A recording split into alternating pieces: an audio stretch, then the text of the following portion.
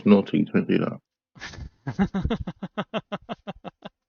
Well, Oh, no, sorry, not hello and welcome. This is the session 0. So this episode is going to be very chaotic compared to the actual game. For those that are joining and watching, you get to hear what goes on semi behind the scenes with the session 0, and I welcome you to our steampunk industrial wonderland, which is the city of Veridia, the city of truth. So, without further ado, let's start with an introduction of everyone and the players and the DM. And I'll go first. I am your DM. My name is Metal Kitty online on Discord, and it is through the D&D Void and myself that we bring you a cacophony of amazing one-shots that will lead into a major campaign overall. The goal of City of Veridia is to be running a rotating DM system. So it won't always be me that's running the one-shots within the city. We will be joined by other DMs such as Baby Novocaine and Sky, occasionally Omega, occasionally Carl. We will all be taking turns over time to create the cityscape as it is and to develop our own stories within the city of Veridia. So it's not your conventional 1DM, everyone runs as players and the DM basically gets absolutely destroyed by them. No, not this time. So, with that being said, I think everyone's happy with that idea. Yes. Yeah, apart from the DM part for me, that's just put me right on the spot. But yeah, I'm fine. Excellent. That's what we do here, right? Exactly. It's gonna come for us all. Oh, dear. So And I cannot wait. Yeah, that's my introduction done. Now I'm going to pick on Sky. Your turn.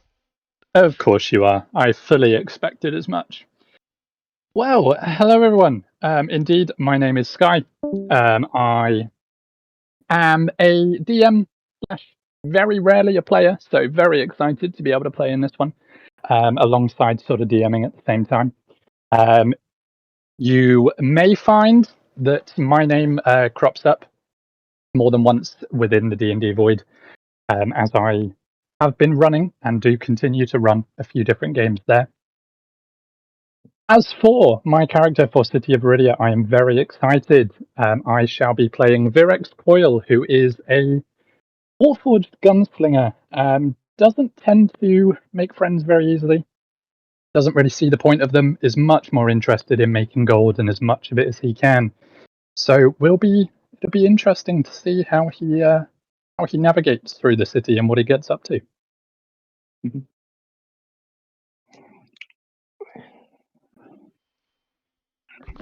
Awesome. So let's move on to. I'm going to pick on Turtle this time. Turtle Who has left. just dropped out. They ran. I was going to say he heard the monologuing and went, nope. Yeah. So, okay, we'll pick on Omega then. Also known as Killian. Right. Well, hello.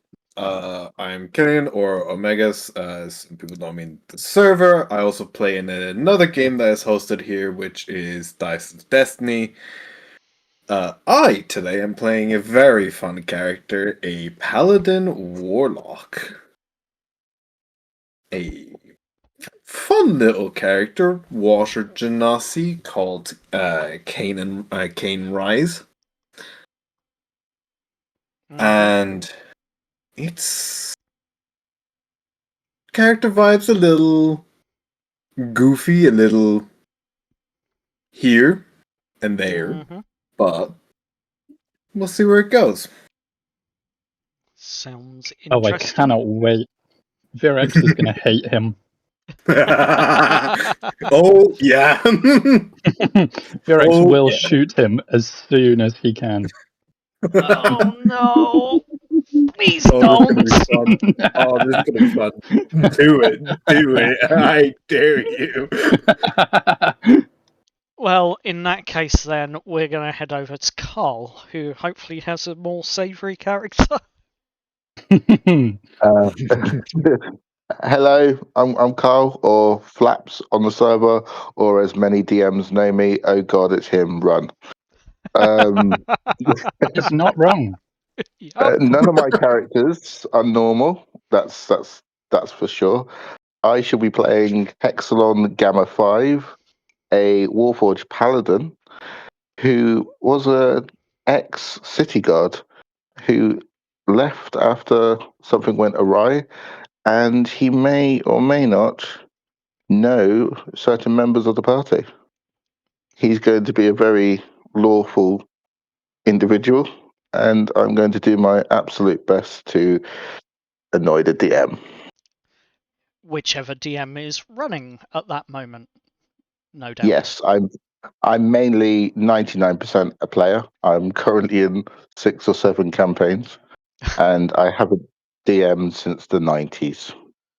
Cool. So, with that being said, and our other party members not being here at the moment, we will be having guests from the other City of Veridia campaign that is running on the same server, joining this one every so often.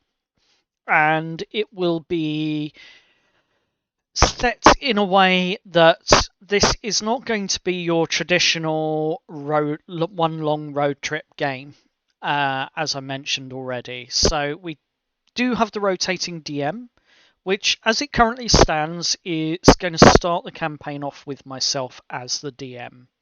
But eventually, I will be joining as a player, and my character is called Liliane de Cruel, who is a drow with pale bluish skin and wears very elegant clothing, and she is a Prismari mage. Is it made of black and white spotted material? Her clothing? Well, you'll see in the portrait right now what she was wearing. Oh. And yes, the other portrait there, which actually has a face, that is my face, believe it or not, and that is me steampunked up for the GM portrait, which will be something else that will be rotated out when someone else DMs. So, moving on. Within session 0, this is the sort of goals and things that we need to achieve here. So everyone to understand that campaign shape, for everyone to agree on the tone, for the party having an actual reason to exist together, and apparently I have been disconnected on the spectator VTT, and I will just hit reconnect on that, so that's fine. Hey! Mine keeps crashing. Yeah, don't worry. We're not actually going to be using the VTT today anyway. But yeah, so we'll have to establish the reason why the party is going to exist together.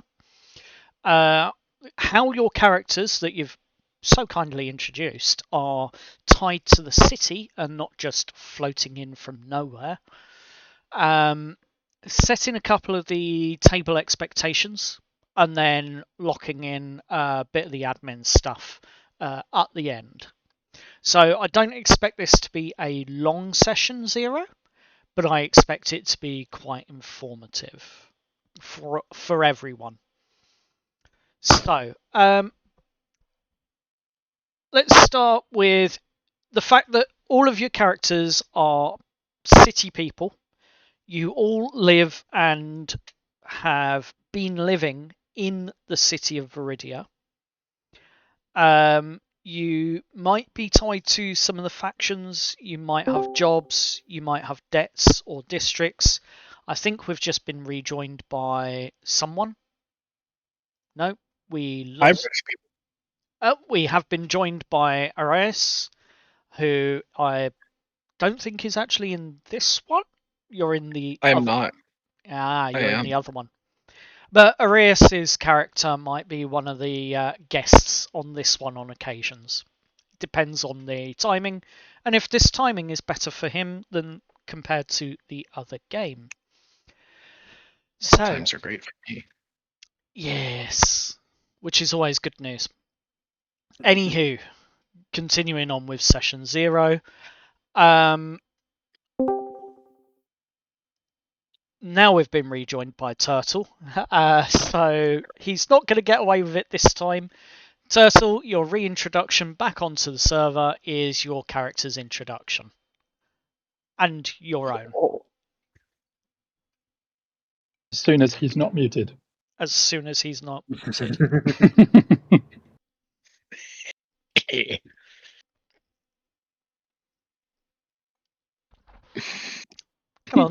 Come on, Turtle. Great introduction, dude. Peer pressure. Peer pressure. He's getting PTSD from when I ran Tomb of Annihilation and made him give a eulogy. Yep. Oh no! Oh no! Oh no! It was Literally 30 seconds into the first session, and yeah, he got a bit camera shy, bless him. Yep. I have no clue what's going on. Why Turtle joined the club? It's alright, Turtle. So we're just basically going through at this moment and introducing our characters to everyone, and who we are, what we're doing, and how we're tied to the city, essentially. But we're getting to that last part. So if you want to introduce your character, that'd be awesome. Okay, well, I missed all of that then because I had lost cell signal. Just came back up. It's all good. I wouldn't worry too much.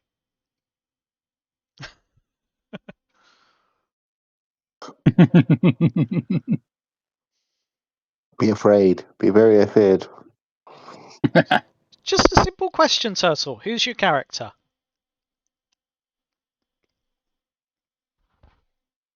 My character might have to drop out because of my signal. That's fine. He can be a semi-returning character. Yeah. Yeah. Yeah, He'll we can just do that. pop in and out of Yeah, existence as your cell signal allows. He's a time Because, traveler. yeah, this is the third time it cut on me. Yeah, if it keeps that up, I'll have to be out on this one and next run probably bring him in. Fair enough. We'll leave it at that for now then. Unless- So, let's go through with the continuing of session 0 at this point then. The tone of Veridia, the city of Veridia, is that it's going to be tense, it's going to be urban, it's going to be full of suspicion, and it's going to be very layered throughout the entire run of this city. The idea is that the city weighs people, characters, anyone who enters it. You are weighed.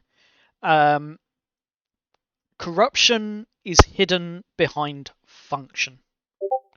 And the institutions get away with some very, very ugly things that are going on in the city, as long as the machine keeps moving.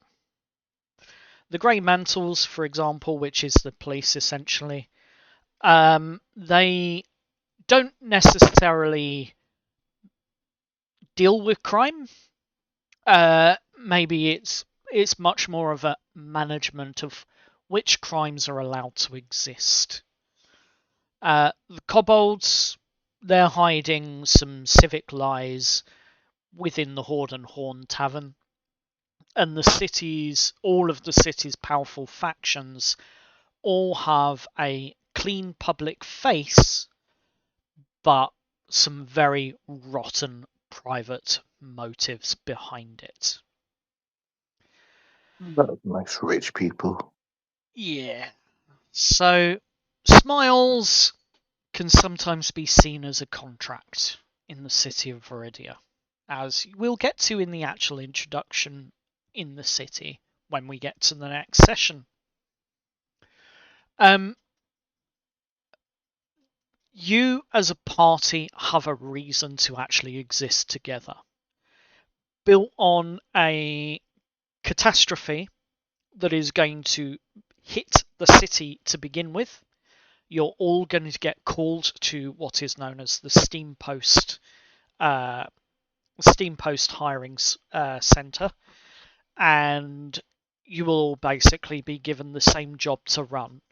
But how you get there will depend on where you start in the city and how your character starts in the city and what's tying them to the city itself. Excuse me. So we're going to discuss that in a little bit of detail with all of you together. But you do have a reason to exist together, as once you are together, the benefactor, whichever way you choose, will be providing you with an establishment. Which I think, Turtle, can you remind me what you named the establishment in the other campaign? The Black Honey Meadery. There we go. So in the other tavern, we have the Black Honey Meadery, as they've established the name for their tavern. Your tavern here in the city of Veridia is going to be on the same street, not quite the same location, but almost directly opposite the Black Honey Meadery. Ooh. You have some business competition. Good to know. Indeed. And events in one will affect events in the other, and vice versa. Oh, that's going to be chaos. Oh, that's Is it gonna vice be versa fun. or vice versa?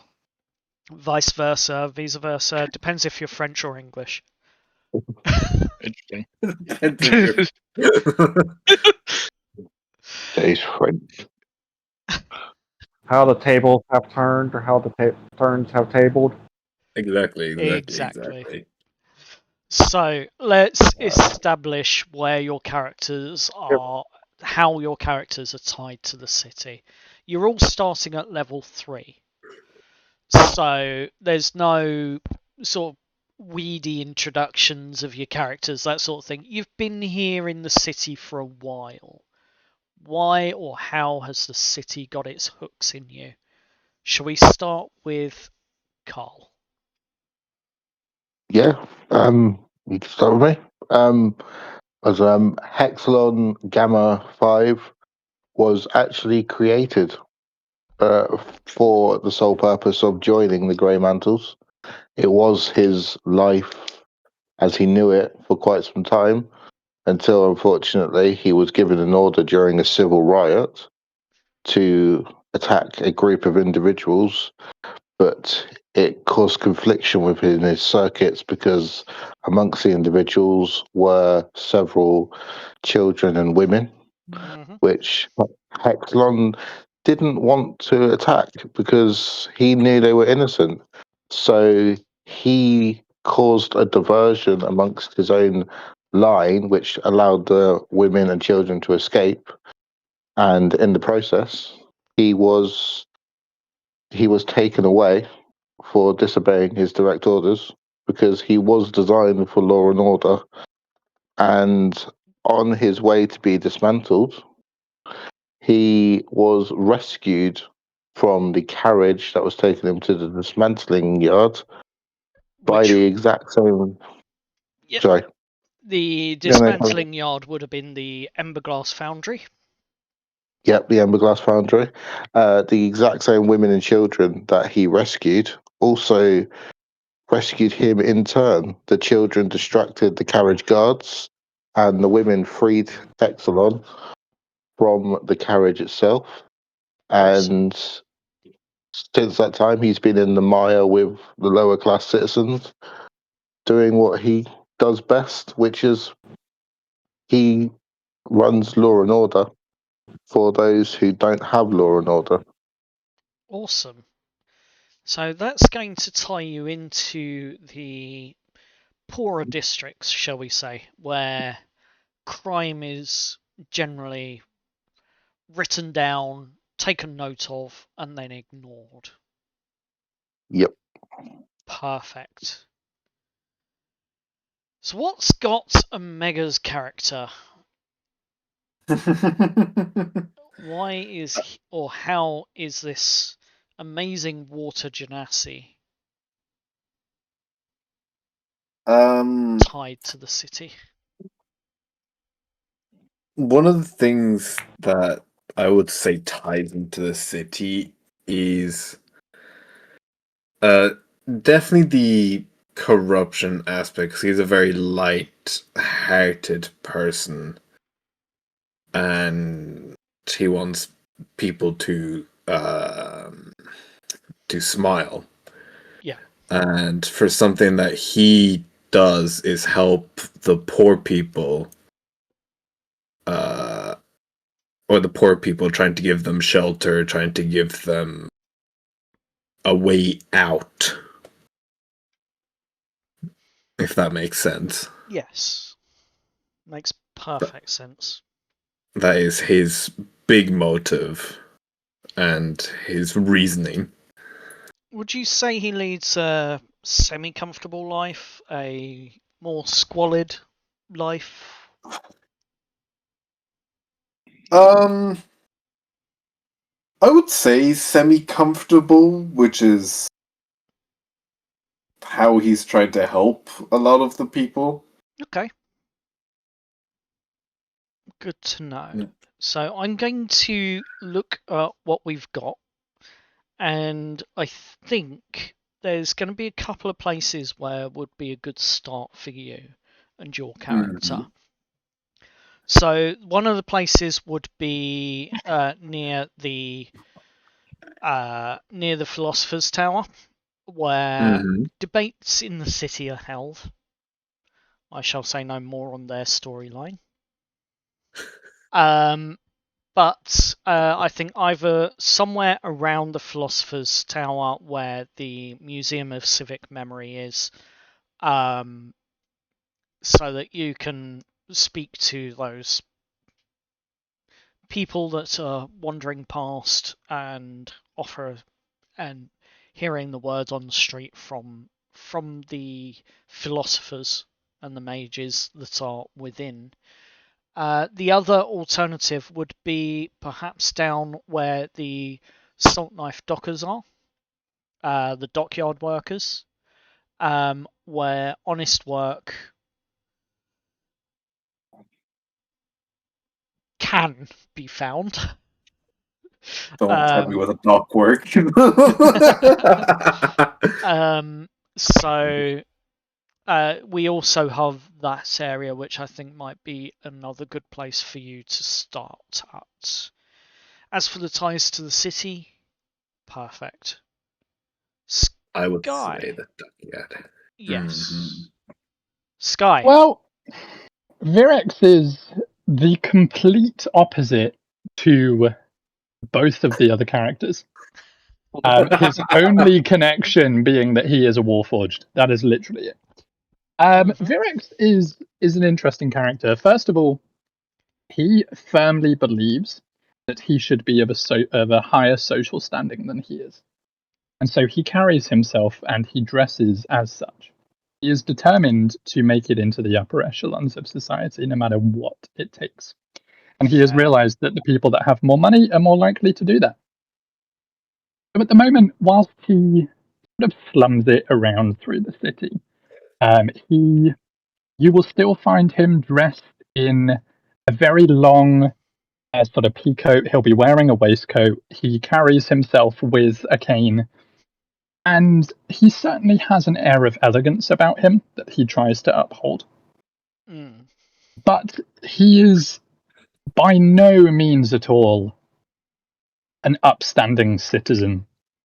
He is not afraid to get his hands dirty. He will make dirty dealings wherever there is money to be made. He will throw allies under the bus. He does not care. His his backstory is a little bit murky. He doesn't quite know where he came from. He doesn't know who made him. He does know that he has a connection with one particular person in the city, which will be very exciting to uncover, as he has come into contact with this person on more than a few occasions. And they are a conundrum to him. He doesn't quite understand how they sort of view the world and how they interact with it. Okay. And this sort of, it confuses him, but it also angers him because he thinks that he is quite unique. And the mere existence of this person tells him that he is not. So he is determined to figure this out, whilst also, being an arse, to put it plainly. Excellent. He does sound like a bit of a douche. Yeah, he absolutely is. I wouldn't say that to him. You might find that you get a bullet between your eyes. But it's certainly, there's a point to be made for that. Yeah. We'll address that point later. I don't think Hexlon would say that. I mean, he's only learning from the poorer people about how to voice himself. Yeah. And are we going to... We're not going to get any information out of Turtle, unfortunately, about his character. But what I can say is that he plays another character in our other campaign, and the ties in that campaign are quite interesting. So I'd be very interested in what Turtle has to say. Be able to give some details because it seems to be holding up for me for a bit. Excellent. I am playing a Hexblood. He has pale blue skin, a bit of amber-ish green eyes that kind of shine in dim light, kind of like a cat's when it gets the hint of light. It has a little glow to them. Yeah.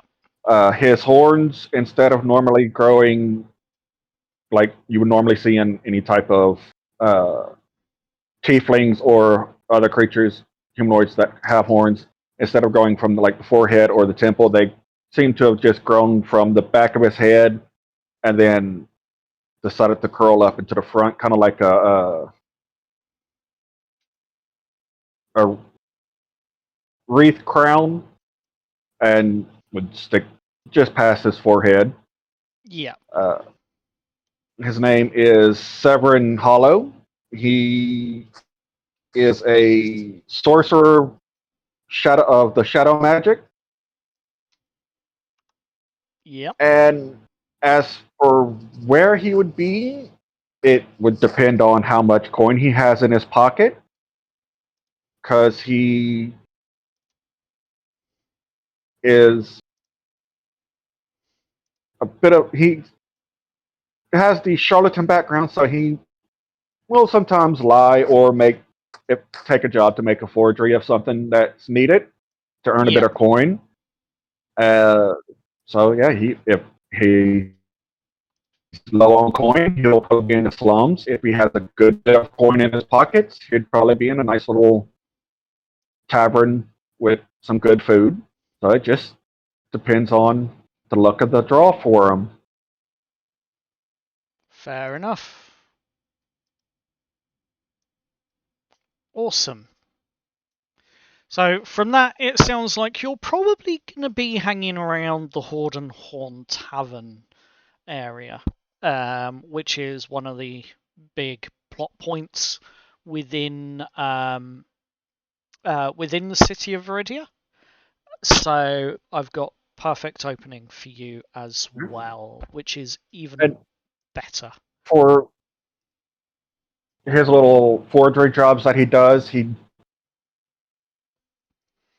ever meet them face to face. He has little dead drop zones that he has picked out that if he gets wind of anyone All the more reason for it to needing a be. job, that they have little, yeah, that he'll go check one of those, and if they have a letter there or a parchment, Cool. So yeah, would grab it. And all the more reason for it to be in the Horde and Horn Tavern area where your character starts in the game. So from that, let's move on. Within this game, there are going to be several themes that are going to be prominent, and I've already mentioned a few of them. But this game will cover corruption, crime, a death industry, civic cover-ups, body trade and medical horror, underground conspiracies, faction coercion, class pressure, and noir violence. These are not hypothetical scenarios or scenarios that you will come across. These are going to be very, very real in-game scenarios that we're going to be covering. So, as a part of the Session Zero, one of the things that I would like to hear from you all is, do we have your consent to cover this? And are you all happy to cover these topics live? I'm fine as long as there is no children involved in any of the body horror or anything like that. Fair enough. I'm also chill with it. Yeah, fine by me. Same Cool. here. Excellent. So there was going to be some subjects of children going missing, but I will make sure that that is rerouted. So it will no longer be children. Although dead bodies and things might cover things like grave robbing, that sort of thing. We will see how we go when we get there, but I will avoid the idea that I had where children were going missing in the city. At least to the extent it was going to be covered. I don't mind. I'll drop you a private message and let you know the reason. Sky knows, but I'll drop you I a do private indeed. message. Of course, but that's the whole reason for the Session Zero, so we can establish those boundaries. Thanks. Cool. So we've already got one hard line that's been set, which is brilliant. That's the sort of thing I'm trying to draw out of you all with this. In terms of veils and things like that, now I am aware that we have an individual on our party that is arachnophobic. And for that reason, when scenarios of that nature come to be, the audience and the party will be referring to shapes instead of the critters' names. Thank you. I love you a lot. You're very, very welcome. There are some things I have learned from Sky's TOA already. Yeah, we've experienced a few situations where that's the thing. So Yeah. Cool. I've sent you the message. Excellent. So with that being set, and I hope the table's happy with that as well, calling them shapes instead of spitters. nothing new for me. can I? What if would crawlers be acceptable? I can cope with crawlers. Just in case I accidentally forget using. Well, I'm just asking because just in case I forget shapes and No, all that would. I can cope with crawlers. Cool. Good to know. I was just making sure. If I accidentally said it, I'd probably would, and I catch myself before fully saying it, I'd probably would say that instead. Excellent. So other hard lines that I am going to set, there won't be any there won't be any mention of things such as unwanted approaches and unwanted assaults, but there may be common topics throughout, such as various references to drug trade or spice trade, as it will be known as, workers of a certain nature. There will be references to corruption and coercion, which will, all of that will stay implied, but most of it will not appear on screen unless it's a direct reference to what you're attempting to resolve that session. But in terms of any activities of sexual or nature that is in terms of taking spice for your characters, most of these scenes will be a fade to black. And the reason being is simply because, well, YouTube and Spotify. That's fair enough. Mm-hmm. That makes That's sense. fair. That does make sense. So, in terms of how dark this city is going to be, in terms of the atmosphere and the tone, you can already get a sense that it's not a savoury city. It's not a place that your average person would choose to live or want to be in. But it is a dark and industrial city nonetheless. So, the power structure within the city to get you all up to speed. The Grey Mentals is basically the law, but they are compromised in some way. They protect order more than they protect justice or enact justice. They are more likely to hide a crime if it is not something that they have any interest in. They'll take a note of it and stow it away. So there is a lot of crime that will go unpunished in this city. The Horde and Horn is run by Civics, Kobold, and the Kobolds are running the dragon protection rackets in the town through the Wormwell. Now, under the city, as far as the myths go, there is an ancient red dragon that is basically protecting this town, and the Horde and Horn Tavern and Zivrix and the Horde of Kobolds basically earn through ceremony nearly 10,000 platinum pieces per year to appease the dragon under the city. Then you have the Pala Parlor, a respected mortuary with operations in some ugly business underneath the flowers that they present, the lilies and what have you, with underground tunnels leading to cemeteries and a donation every year to the medical side of the town. And not a small sum either.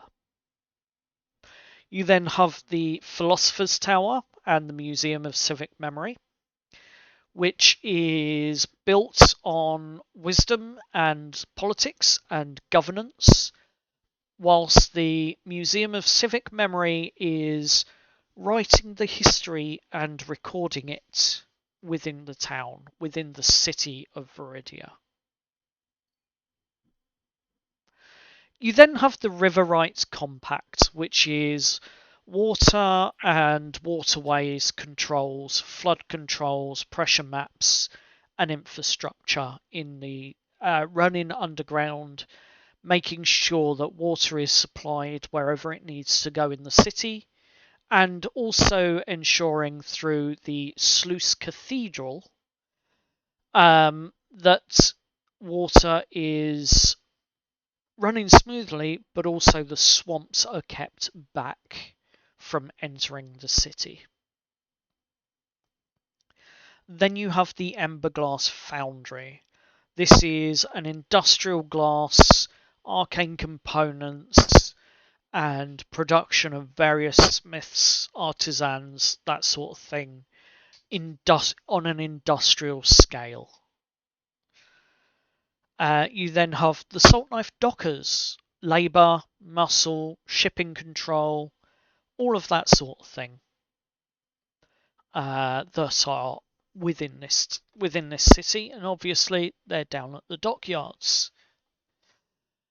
One thing that can be said is all of these factions have a public face that appears innocent and honest to those that go about their daily lives.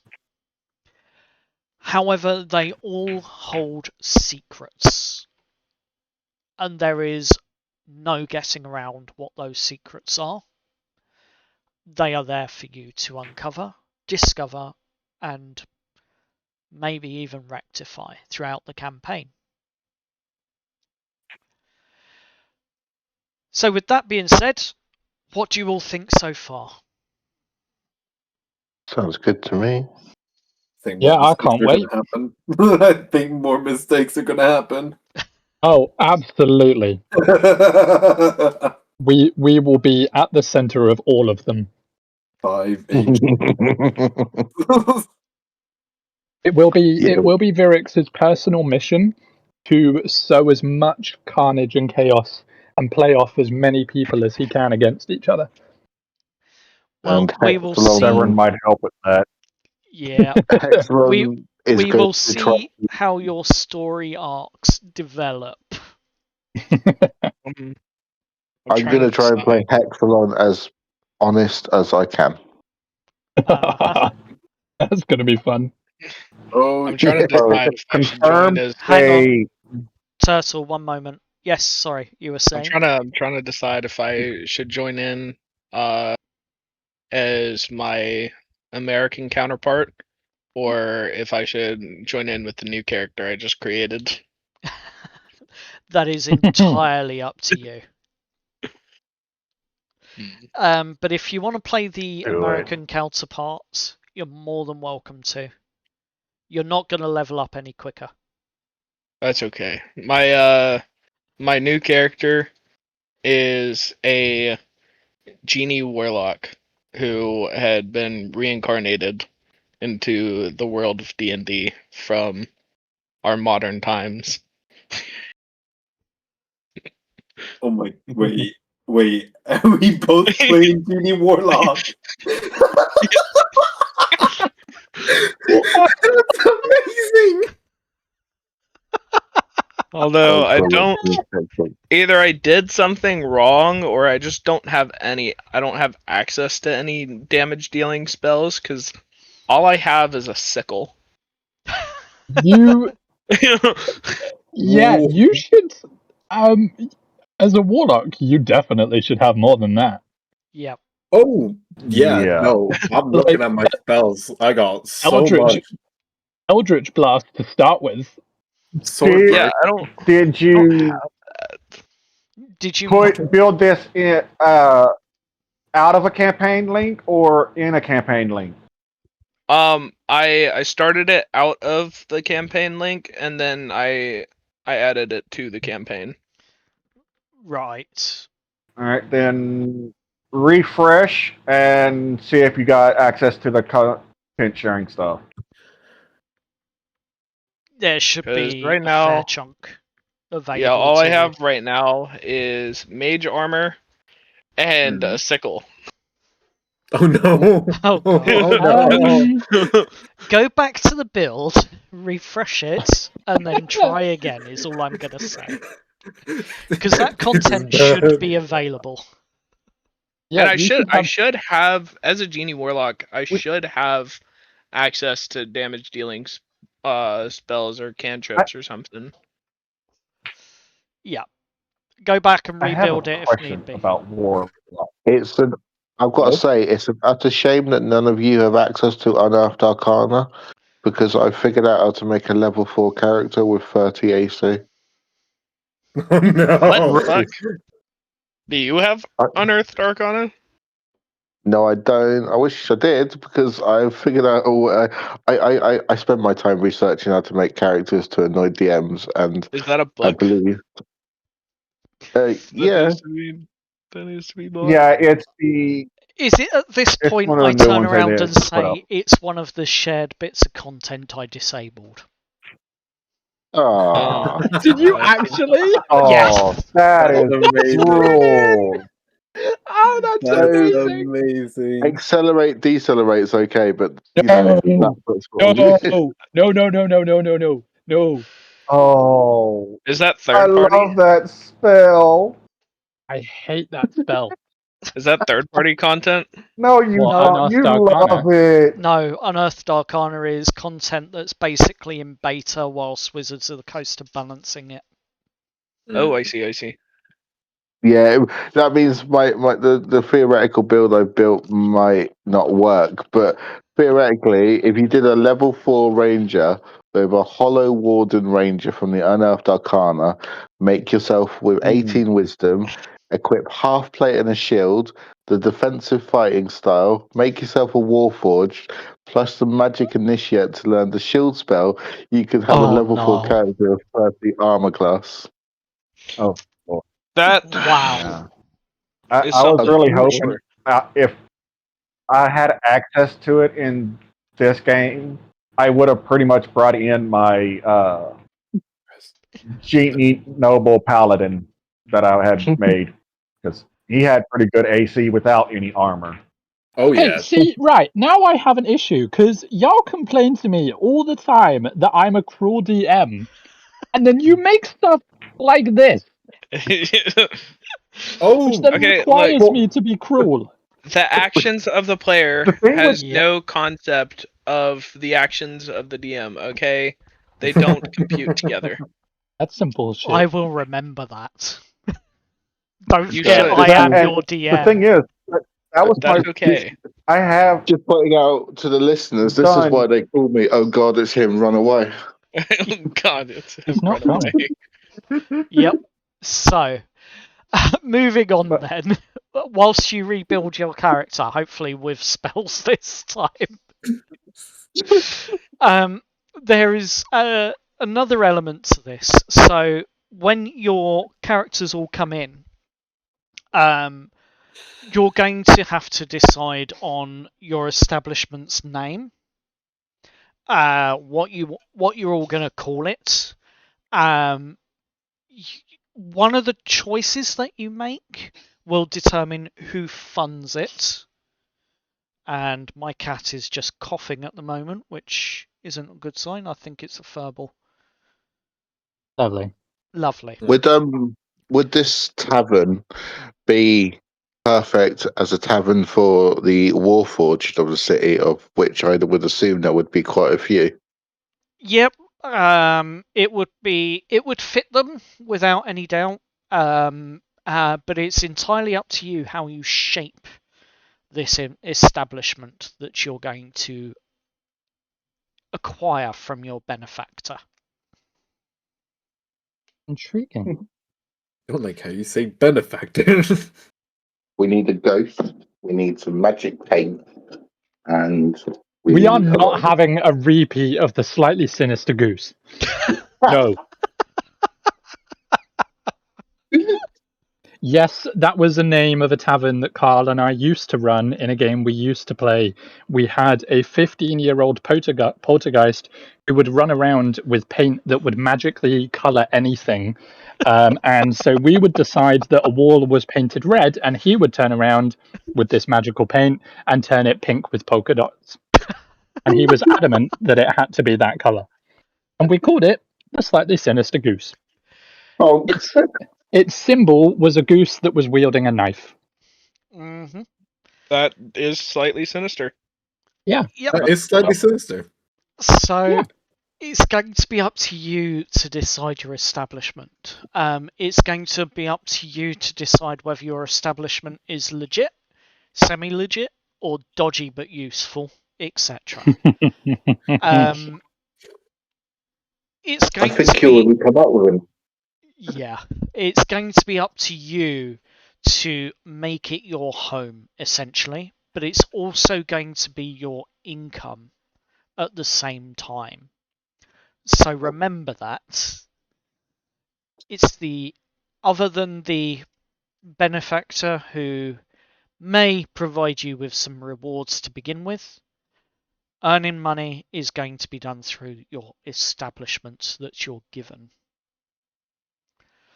So it'll also be up to you to decide what jobs you take, from what factions, from whatever's being posted at the Steam post, hiring post, from those that walk in through the doors and speak to whomever. It'll be up to you to determine the public image of your establishment and your group as a whole within the city, as you make a name and a place for what you are doing, as you go through and discover what your overall goal is in the city. Whether it's to feed the corruption, whether it's to clean the city up, what you do, how you do it, is entirely up to you. But this is not going to be a game where you can go in all guns blazing, because if you did and you took out another faction entirely, there is a good chance that the power vacuum could in itself destroy the city, because of the way these factions have been built. That is the only warning I am going to give you. Oh no! Kill everyone. Got it. Yep, pretty much. I would like to suggest a name for the tavern based on something the DM just said. Oh, God. Go on. Well, the coughing cat.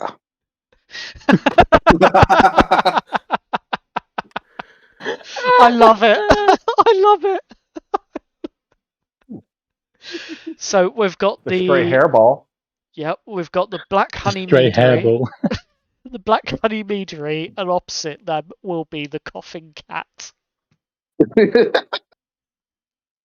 Love it. You know how like in the Middle Ages people used to draw black cats? I feel like that needs to be the sort of logo for our tavern as well. You will have Is that that sort of very with a little very black typical blob out of the mouth? Yep. Yes. Look like a hairball falling. Yep. Which, being a steampunk city and magic abound, I'm sure we could make it a visual effect that the hairball is constantly being spat out. Absolutely. Mm-hmm. We'll have it enchanted to where it looks like neon lights or something, just blinking. We're gonna have a visit from the health inspector. Well, I wouldn't worry too much about that. I'm fairly certain if you found the right councillors in the town that govern this city, a nod, a wink, and a chink chink of coinage could probably see you through that. Or we just kill the health inspector. Can't report anything if he's dead. That is fairly true. Yeah. I don't know if Hexalon would be happy with that. Exelon is a glorified police officer. He's irrelevant. We'll just rewire Hexalon. Exactly. Yeah. Rewire. I don't know if that would be morally legal, rewiring a sentient being Yes. to enjoy killing. Buzz Lightyear was sentient in Toy Story 3 and they rewired him, so I don't see the issue. Yeah, they factory set him. Exactly. We're not saying that we're going to factory reset you, we're just going to switch some of the wires. We're just going to need a really long paper clip and find that really small hole on your back. Exactly. Hopefully. Yes, you're probably going to end up getting him back to his Japanese settings. Oi! Whoa. We need to be really careful doing that. Yeah, you probably do need to be slightly careful with that.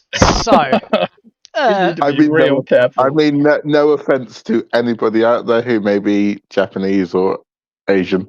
Let's just stop digging that hole. Yeah. Oh god! I So should put my glasses back on. as you can tell, there's going to be a lot of tension, lots of different factions, lots of different Cold Wars, lots of different tensions throughout the city of Veridia. In terms of managing that, the establishment that you have does have a hidden reputation system that I will be working off of, and this will be shared briefly with the other DMs that decide to play with the main storyline. So, what I will say is this reputation system goes from -3 to +3. And with that, it means that the higher your reputation is, the harder, the more, the heavier the jobs may be. With a low reputation, you're going to get the drudgy jobs that no one wants to do. But with a higher reputation, you're going to get better contracts with perhaps nobility, etc. This reputation system is hidden. You won't know what your reputation is. However, you will be able to tell through the types of jobs that you get.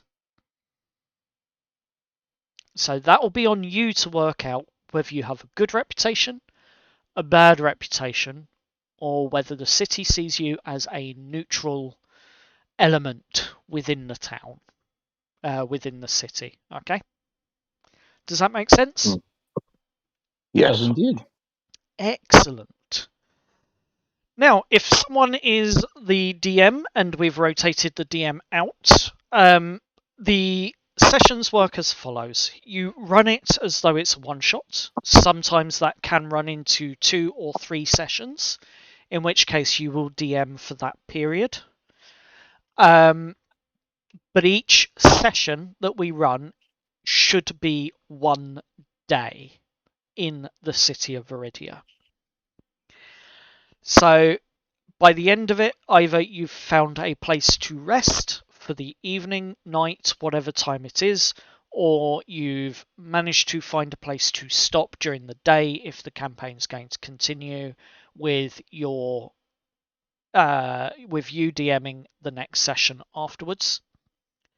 So it's got to be at a reasonable place where the game can be finished that day. So in the previous, in the other campaign, generally speaking, you'll be stopping or finishing the day perhaps at your establishment, or if you're running a night heist, for example, you might finish in the morning at the establishment, having come back from whatever heist you've been doing. Just one suggestion, but if you're out on the field and the session comes to an end because we run out of time, then it has to be in a safe place where the characters can pick up from, not leaving it on a cliffhanger. Oh, you're about to get into combat.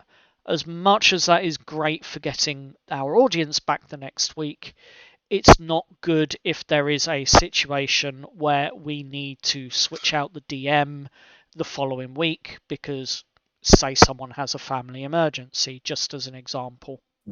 So at the end of each session, if you are the DM, try and leave the characters in a safe place where a sidetracked mission can happen if need be. Okay? We all cool with that? Mm-hmm. Yeah. That's good. I'll go with that. Perfect. Another one is if you are the DM, right at the beginning of the session, you are going to make up an excuse as to why your character is not with the party. Dodgy clams. So Sleep mode this still will be activated. fun. So it could be I got drunk, I made a fool of myself, and I was arrested, and I've spent the night in jail, and no one's paid the bail, so I'm going to be stuck here for another 24 hours. Or it could be I have an upset stomach. My character has an upset stomach and is going to basically stay in bed all day. Nothing happens with your character during that session. Or it could be actually my character was out searching for family or whatever the case may be. Maybe he was out at the library doing some research. Who knows? But you make an excuse and your character stays out of the picture for that entire session if you are the DM. Is that clear? Yep. Can't wait to use the excuse that a boat full of chickens arrived. Oh, was it ducks I used? No, it was chickens I used in your game. It was chickens. It was chickens, yes. It was chickens. A crate full of chickens exploded at the port, and my character had to go wrangle them all up. No, we decided to do some improv for my character joining Dice of Destiny. Mel told me, make something up on the spot to catch me off guard. Alright, boat full of chickens. Yep. That'll do it, to be fair. I feel like as a DM, that would be the one time where my brain would literally have the buffering symbol for just a few seconds while I catch up with what I've just heard. So, how did I deal with that improv when you said it? Omega? Oh, sorry, my... How did I Sorry, deal with girlfriend. how did I deal with the improv when you came up with it though? It was funny. It was a minute of silence. You caught yourself and go back into character, but there, two of the other players were laughing for a good 30 minutes after we were done with it. Meanwhile, we were talking in character. We were going on it. And the other two players in the game were laughing.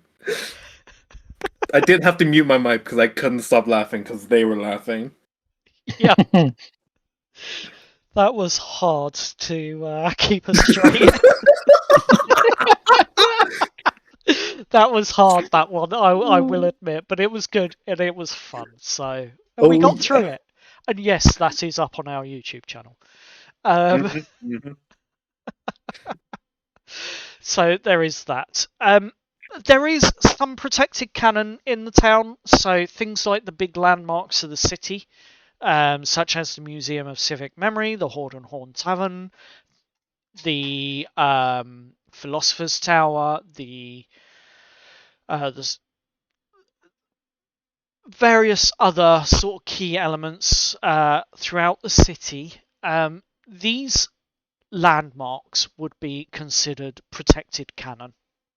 So it's a discussion prior to the game starting as to, okay, I want to do this with this landmark. For example, anything big where it's going to change the city landscape in a sense of, yeah, our players want to blow up the Philosopher's Tower. Okay, let's have a discussion about it. We can do that. We can. I see no problems. Yeah, exactly. I see no problems, but let's have a discussion about it because it will affect the lay of the land if you succeed in your mission. And that can affect the other campaign horribly because, for all we know, they could have been left in that tower. And you don't know. This session, we blow up the tower. Next session, different team. We are escaping the tower.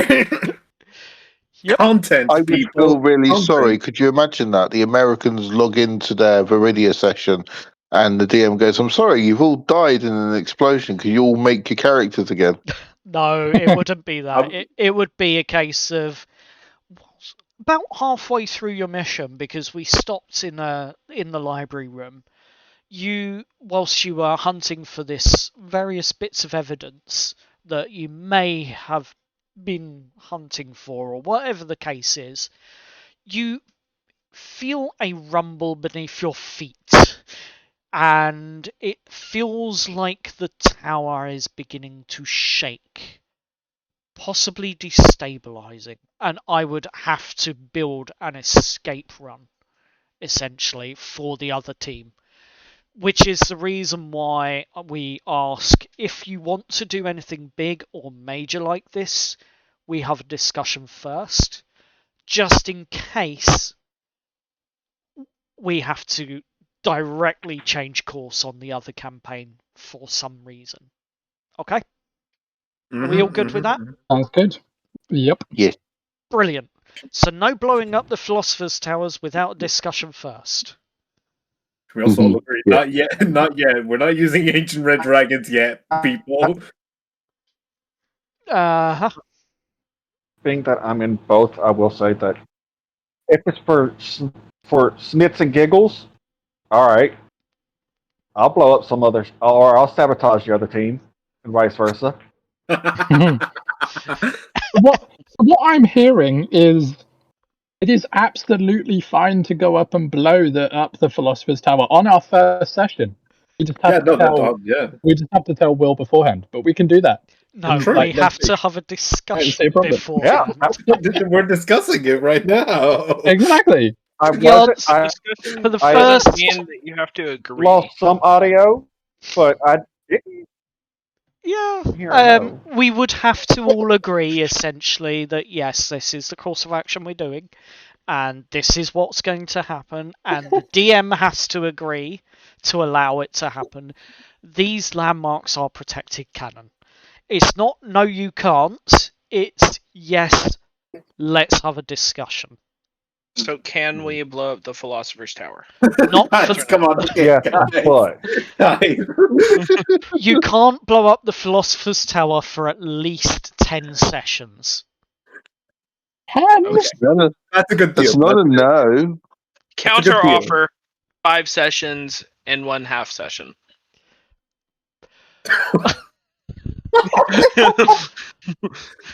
Well, have you not established that Arias will find a way to blow up or destroy anything that we as a DM put in front of him? Oh no, Need I I'm fully remind aware you? of this. I am Or fully completely aware of this. found a dungeon crawl. I have found a way to make up for my lack of magic.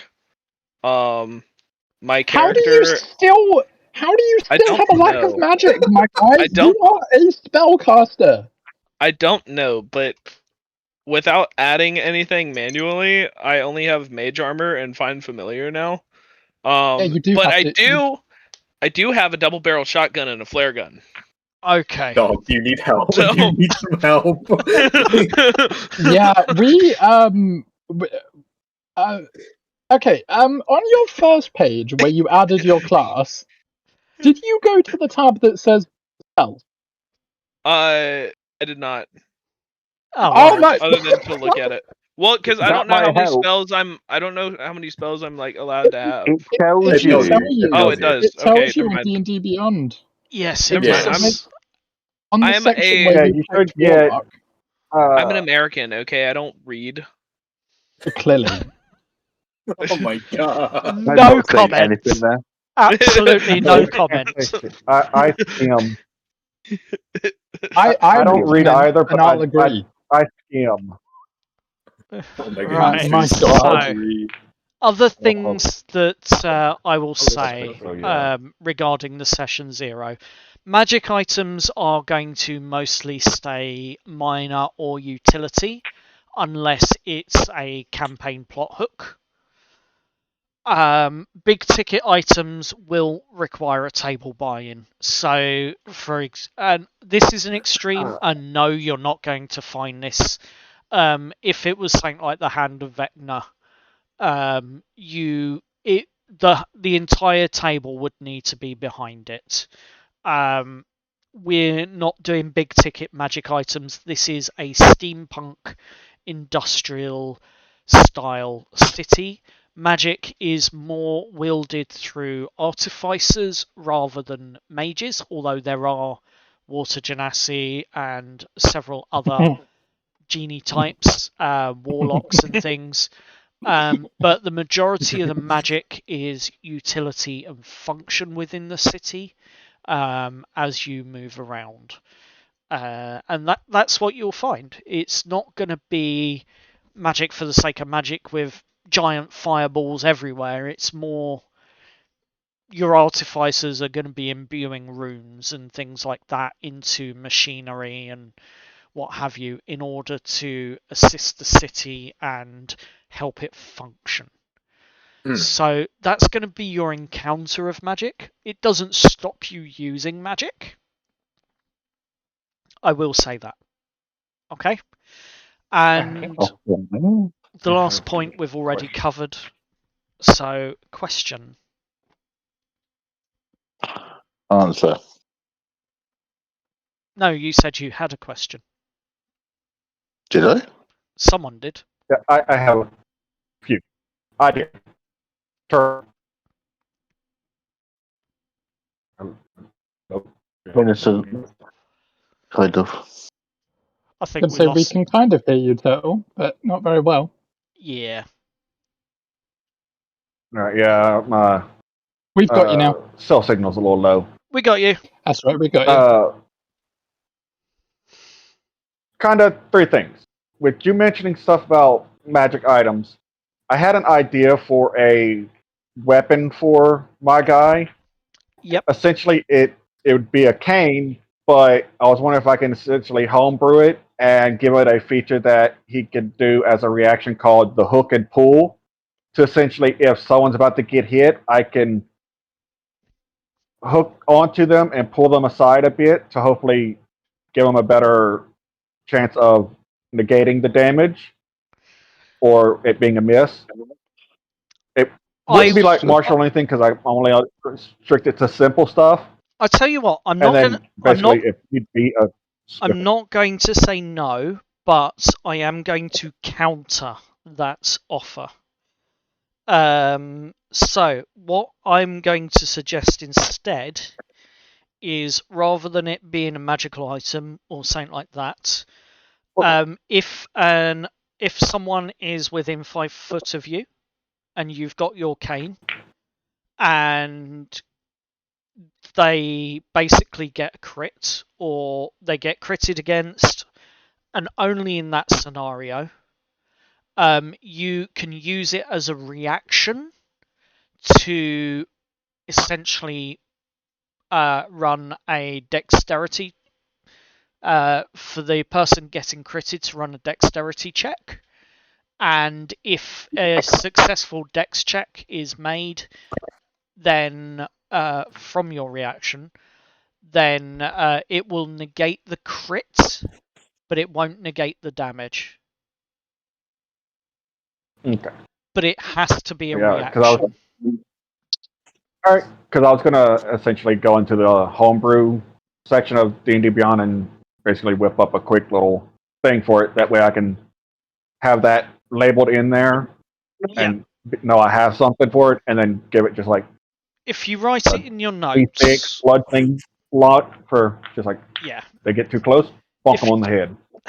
If you write it in your notes, that'll be fine, but it will cost your reaction, and the person that is basically being pulled to one side with the hook of your cane will have to make a dexterity check to see if they are successfully pulled out the way or not.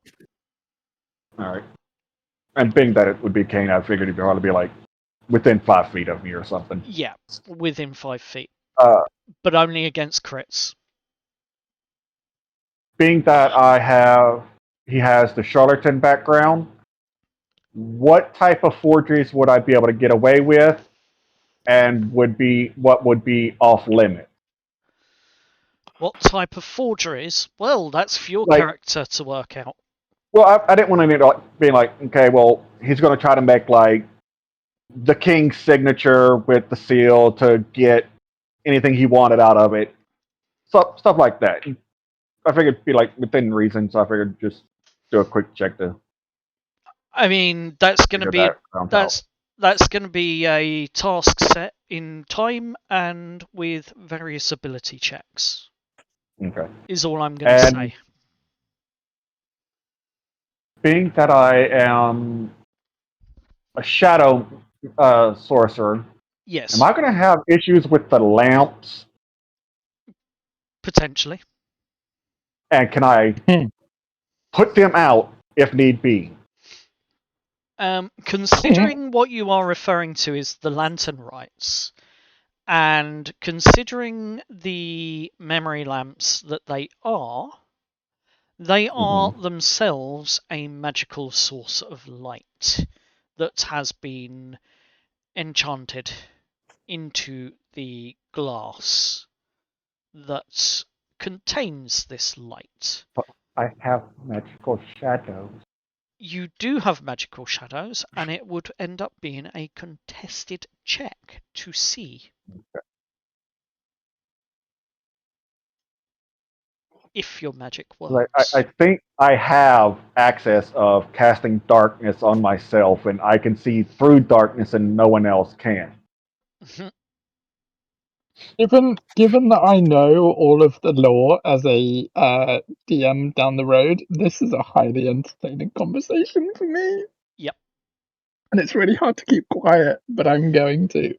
All I'm going to say is you do not know what these memory lamps are capable of. Yeah, I was just thinking of it as in That doesn't sound that ominous. dude likes the shadows, and he'd be like, "You're a little too bright," and just kind of like try to just snuff it out for like a time or a bit. I've He's got an idea for your character. Stone. Yep. I have an idea for your shadow warlock. He's a shadow sorcerer. Shadow sorcerer. I have an idea for your shadow sorcerer. Alrighty. By the tone of the DM's voice, it sounds like these lamps are scary.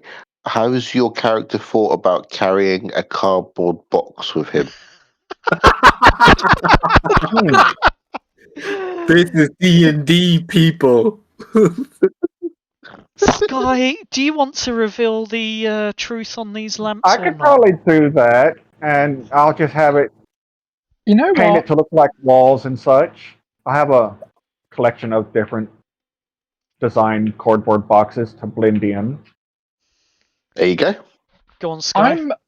I'm going to throw this question out to the rest of the party. Would you guys like to know the actual role of the lamps in the city of Veridia? Or would you like it to be kept a secret for you guys to find out later down the line? Would my character, as a former city guard, know the secret? I don't think so. No, especially seeing as you are an excommunicated city guard. Yes, I'm excommunicated. I have a guess, but I kind of dread saying it because it would be really fucked up if it was correct. I mean, go ahead and say it, and we will tell you if it's correct. Pulling or blending in a false Hydra? No. No. That Okay, was the good. question. Although that's a good yeah. idea, and I like that idea, and that might be the focal point of some of my one-shots later down the line. So thank you for reminding me that false Hydras exist, because ironically, I forgot they were a thing. Really? Yeah. Yep. So I thank you think for I that. would like it to be revealed eventually. I apologize to anyone who plays with me in those games. You're forgiven. I should have kept my mouth shut. Does anyone else? In that case, What was oh the yeah, question? go on. I was just going to say, question does is anyone else want to have a guess, or do you want it revealed? Yeah, the lamps that light the city, there is something about them, and you are either free to have a guess, or Will and I can tell you, or we can leave it for you guys to discover later down the line. Okay. I could probably hazard a guess, but One would assume, based off of logic and goodness, that it would be oil. But I don't think that's the case, considering what I have experienced so far and what I know of the city. Is I it would powered guess by some cobalt sort of parts? fey. What was that? Who, me or Turtle? What did you finish with, Arias? What did you say at the Some end? sort of fey. Interesting. That's a good guess. It's interesting. What were you? You're not correct, but what were you saying, Turtle? Is it because I think whenever I was in one of the calls, whenever Metal and Nova was working on all this, they were talking about that they are essentially powered by methane and all. Yep, they are. Are they actually powered by kobold farts? Pretty much. I mean, they are fueled from. They are underground, so. Yep, that does make sense. They are fueled from underground, from the sewage, from gas vents, that sort of thing. Most of them are. So basically, what you're saying is one really well placed flare gun makes the whole city go boom. Yep. Yes. Yes. Do not test that theory, Arias. Okay, well, no, you said I had to have a conversation anytime I wanted to post something up. So what I'm hearing, guys, and for you listeners who might be watching, our dearly beloved Arias just wants to blow up the entire city before the campaign even starts, and then we'll just turn it into a post-apocalyptic nuclear campaign. Mm-hmm. Well, so how many sessions do we have to go through? Because you said it was 10 sessions before. Maybe if you want to be generous, 5.5 before we get to blow up the Philosopher's Tower. How many sessions before I get to blow up the city? I feel like if we're saying it's at a minimum 5.5, but preferably 10, then it's got to be about 50 to blow up the entire city. Yeah, give or take. Okay, Yeah. counter offer. No, 15 no, sessions. no, Wait, no, wait, counter offers. Hear me out. No, Hear me out. no, 15 sessions and an accidentally badly placed flare gun shot. No. Like we're talking nat 1 on to hit. Fire. Can I assume something? No. Can I assume that letting off a flare shot near the lamps would not only immolate the city, but would it not anger and or awaken the slumbering red dragon that's beneath the city? Yes, Suppose it would. Red Dragon. Or I it's would powered also like off to- of red dragon farts. And it just retroactively blows up the red dragon. No one is I would blowing up also- the city. I would also like to point out here, Arias, we live in that city. We'll be fine. We'll be fine. Oh, okay. Everyone's fine. Someone will just cast Globe of Invulnerability and we'll be fine. Well, me and someone else, my character for the British session and somebody else, we both have sanctuary and genie lamps. Yep. So yep, we'll be fine. I'll be good. Our lamps will break, but we'll be fine. Yeah, that doesn't sound So- ominous. Everyone in vote of kicking Arias out of the campaign before it even starts. Say aye. Nah, he could stay. All I'm going to say is you can try. Do not be surprised if the full force of the factions comes down upon you. Well, don't With give them that- free reign to try. With That's that a in bad mind, idea.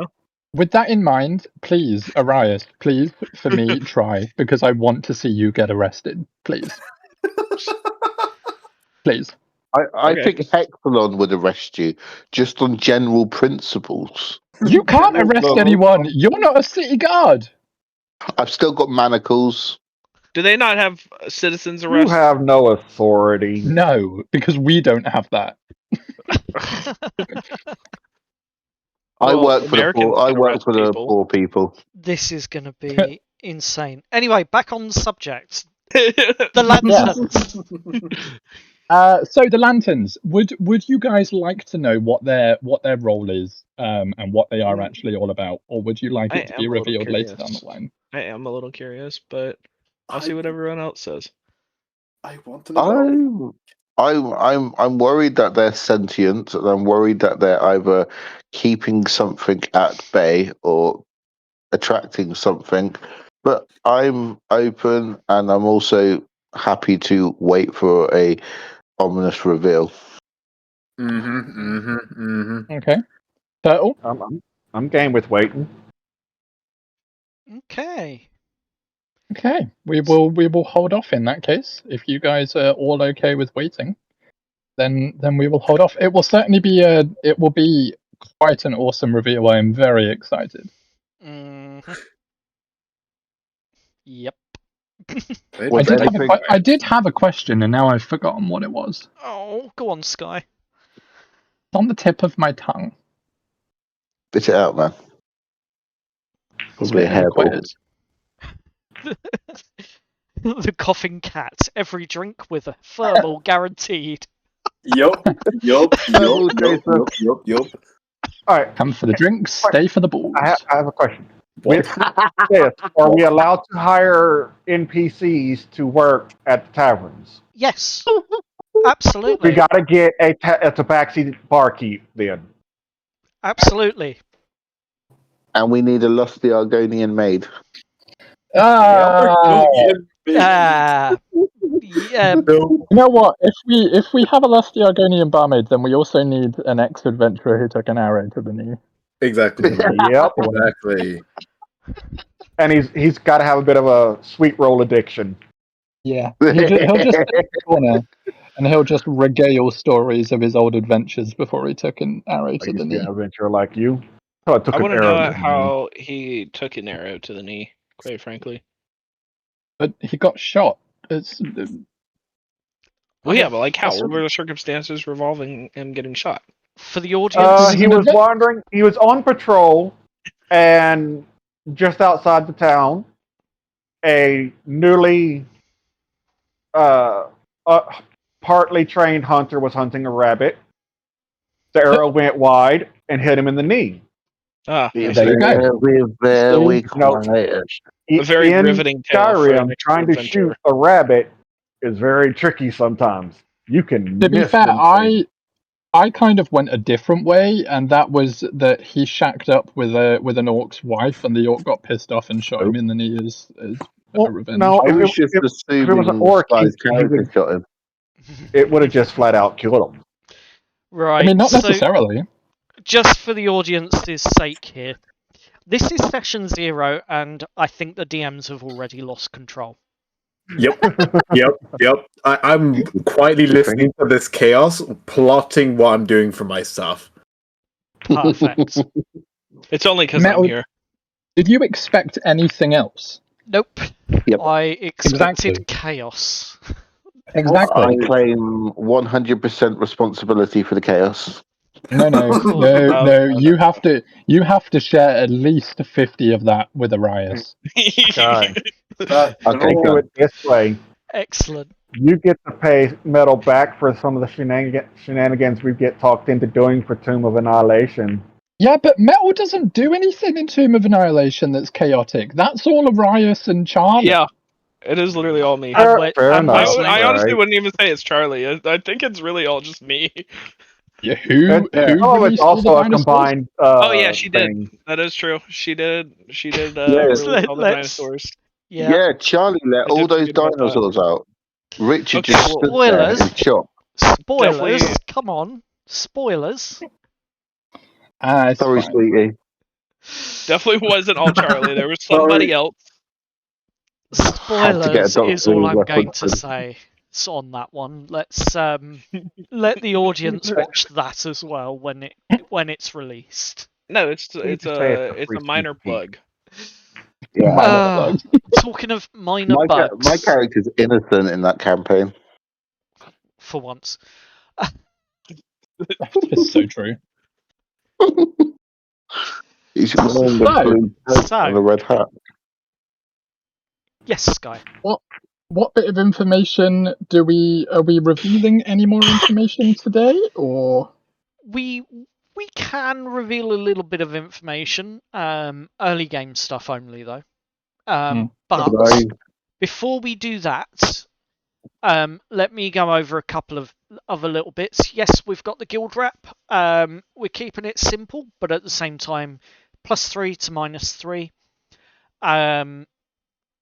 So there are 3 rating scales on this. There's object achieved, which is your +1, hindered, which is -1, and then there is complication, which basically a new problem's been added to the problem you were already trying to resolve, and no points are added to your reputation for that. Higher rep means easier access, cheaper bribes, better rumours.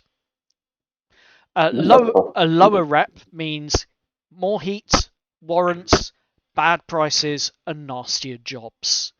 So just remember that, even though that reputation is hidden from you, there will be clues as to what your reputation is in that city.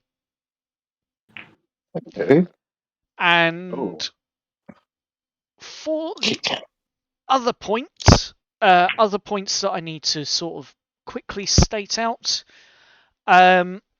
you've all sort of kind of given me your starting areas and what have you, and we'll go over that in a little bit more detail outside of this. The City Watch, sorry, the Grey Mantle Constabulary, I should say. They have the 3-bell emergency system. So there's the first bell, which is basically a child's gone missing.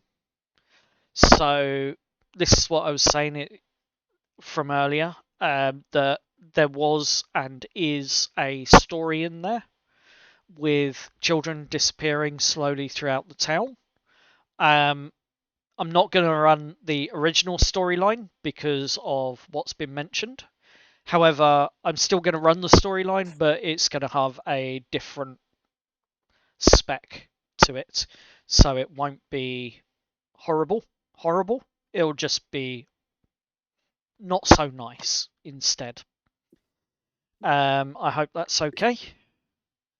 So there's 1 bell. When the bell tolls 1 from the Grey Mantle, it's like the child's gone missing. When you hear 2 bells, it means there's a fire in the town somewhere. And when you hear the 3 bells, it basically is this city's on lockdown. Shut and lock your doors. Stay inside. You do not want to know what's happening. But your party's going to be working through those, essentially.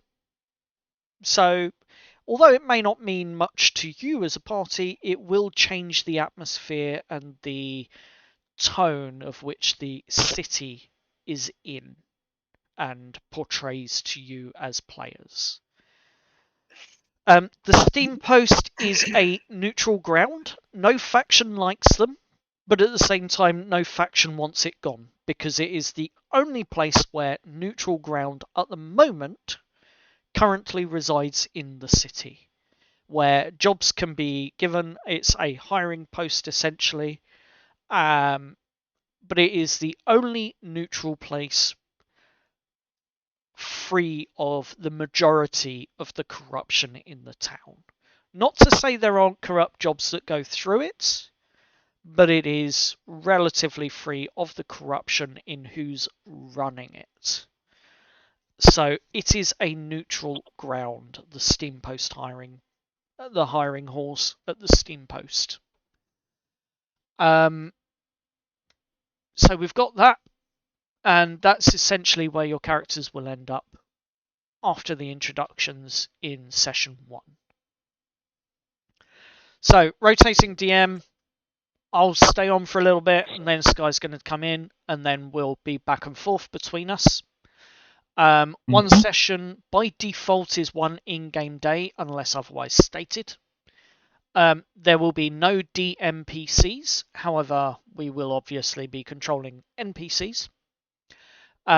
protected cannon list, we have that information, and basically it's all the big landmarks.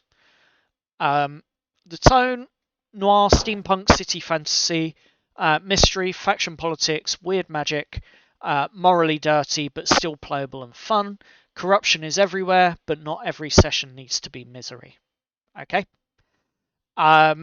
Guild and factions and that sort of thing. One shared public face, as it were, for your party that you will be establishing, and that will be within your establishment. Jobs will come through the Steam Post hiring hall or directly to yourselves within your establishment if you manage to establish a reputation that precedes you. Any fallout in the city from your actions will always return to the guild or your establishment, whatever you wish to call yourselves. So there will always be consequences to your actions. Remember that well, considering how chaotic you all are. Not me, I'm innocent. I have 2 questions. Go for it. Okay. If there's, for the consequences bit, Yes. if there is an action that can be taken to avoid or obscure the knowledge that you are a part of the chaos, then that will I be assume taken into consideration. Okay. And then second, what do you guys as the DMs consider weapons? If you can hit someone with it, it's probably a weapon. So a spell focus is technically a weapon. Can you hit someone with it? I can hit somebody with a spell from it. I can Yep. also use it to bludgeon somebody, but Then yes, it's a there's your weapon. answer. Then it's a Okay. weapon. okay. Concealed shot, Eldritch Blast. Got it. What? Absolutely. Bring it on. Yes. No. No, it's already been established. Fuck. A focus can be a weapon, therefore a spell cast with that focus can also be affected by a concealed shot. May I? One thing I wanted to add quickly before you say your bit, Carl, is off the back of what Meta was saying about not all of the city and not all of the time will it be grungy and dark. If you guys find a way of adding in some whimsy, please do. It will get incredibly boring if this is just constantly depressing, dark situations all the time. I mean, he's not I wrong. defy you to do it. He's not wrong, but if you want magic and whimsy, there may be an option after you complete Definitely your first is. mission. There definitely is. Just depends on which way you choose to go. And I think I know which way that our wonderful party will go. Oh yes. But outside of that, if you guys do have an idea for something, then please do feel free to add them in. Absolutely. Especially for my little one shots that I'll be running. Absolutely, and I'm of exactly the same mind. So yeah, so we've gone through all of that now. So yeah, you will be running your establishment, and that will be your primary source of income throughout the whole of the game. And obviously, successful games, successful missions will encourage and bring in more custom, meaning that there will be more resources available to you throughout the course of the campaign. So, with that being said,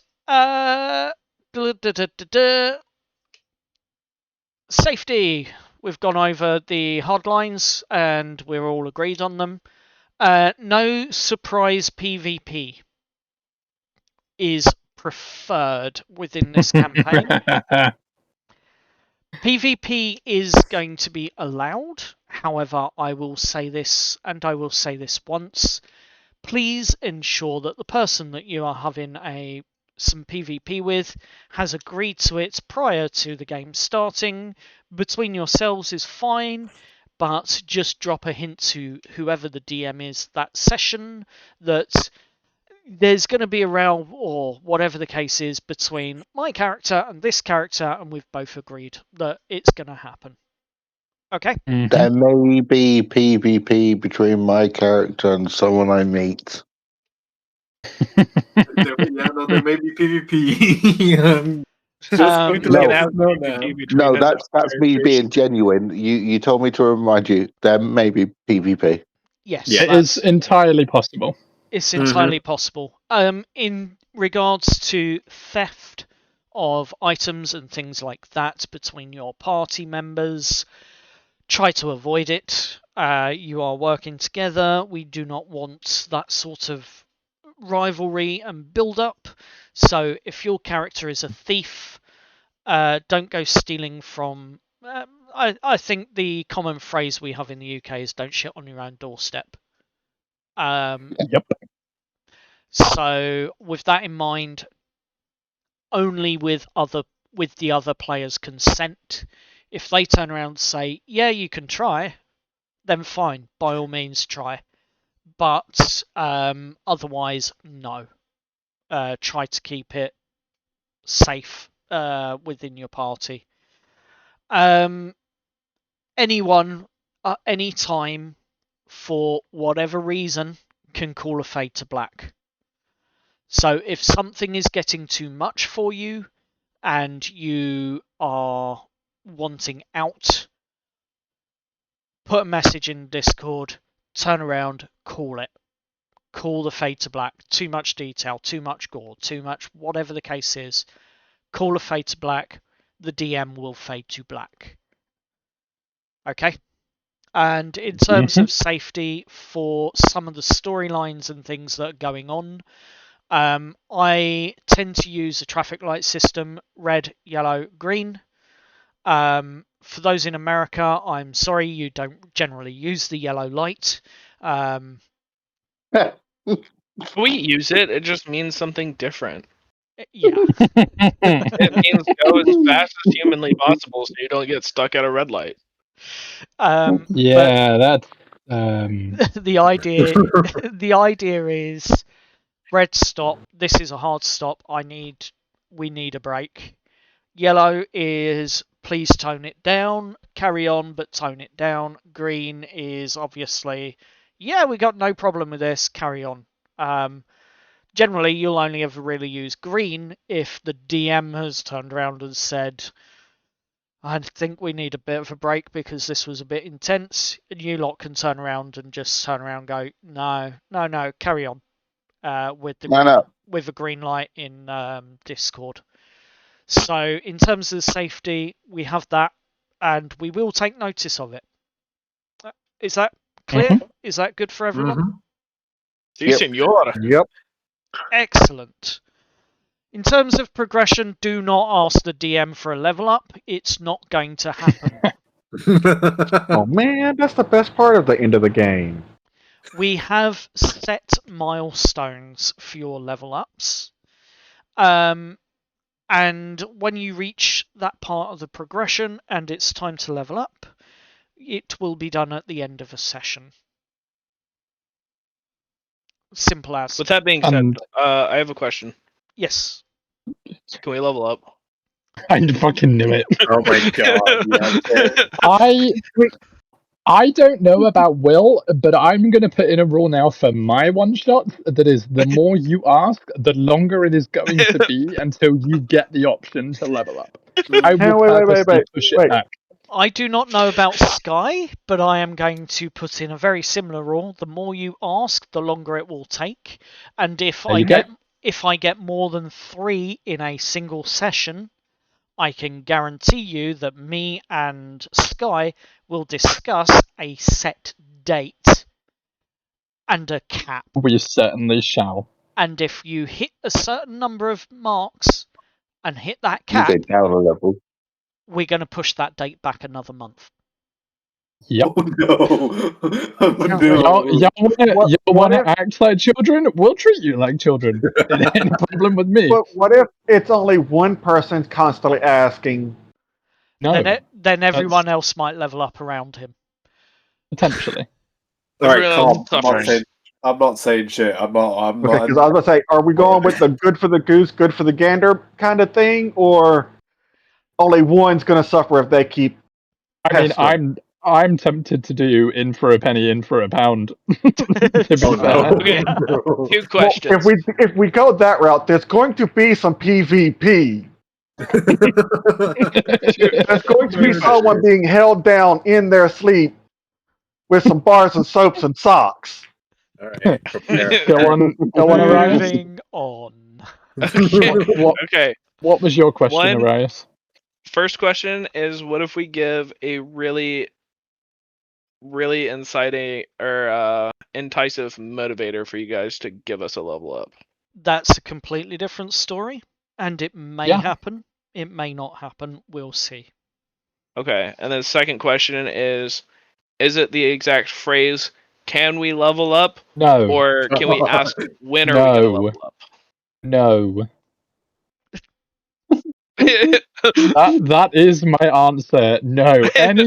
Any formulation of that question will be a no. But Okay. like Metal said, if you give us a good reason and a good situation, then maybe. Verily, tell us. If I roll Absolutely. if I roll a natural 100 on a D100, then No. it's not My a good guy, reason. my Don't guy, worry, how many I'm hilarious. times have you tried this with me and it's not worked yet? Well, you know, He's got a 1 in 100 the chance. odds get ever in my favor the more I do it. No, they're still no. They are always 1 in 100. I have come up with other ways to make my percentage 100% and swindle the DM. Have you? I did it to Matt. You're not going to do it to us. It's not gonna work. Guys, we're never So leveling up. We're never hitting level 5. the next thing I'm going to say is there will be recaps. You all will be called to do a recap. It's not on the DM. It's you as players that are taking notes. The DM, we have our notes, we have our stories, but you as players will be doing the recaps.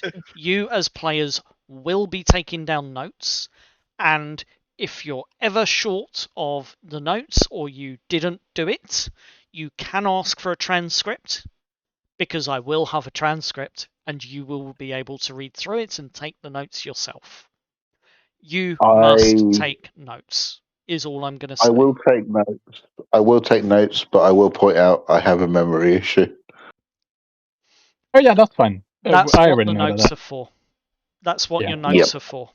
So Don't worry, I remember everything. we will have transcripts available should you want them. Transcripts will be about 2-3 days after the session has gone live, because I have to sit down and actually go through and do it. Which brings me to the next point. Try not to talk over each other when we're in session. Try and keep it as civil as possible. Table etiquette. If one person is having a scene with another person, try and remain silent so that they can have their scene. And if you want to step in and introduce yourself or introduce yourself to that scene, find an appropriate moment. Don't just butt in. Table etiquette at the end of the day. Shouldn't need to say it, but it is what it is. The other part of this is with regards to table etiquette. Although we will have maps available, just remember this is going out on a podcast as well, where there will be no visual references.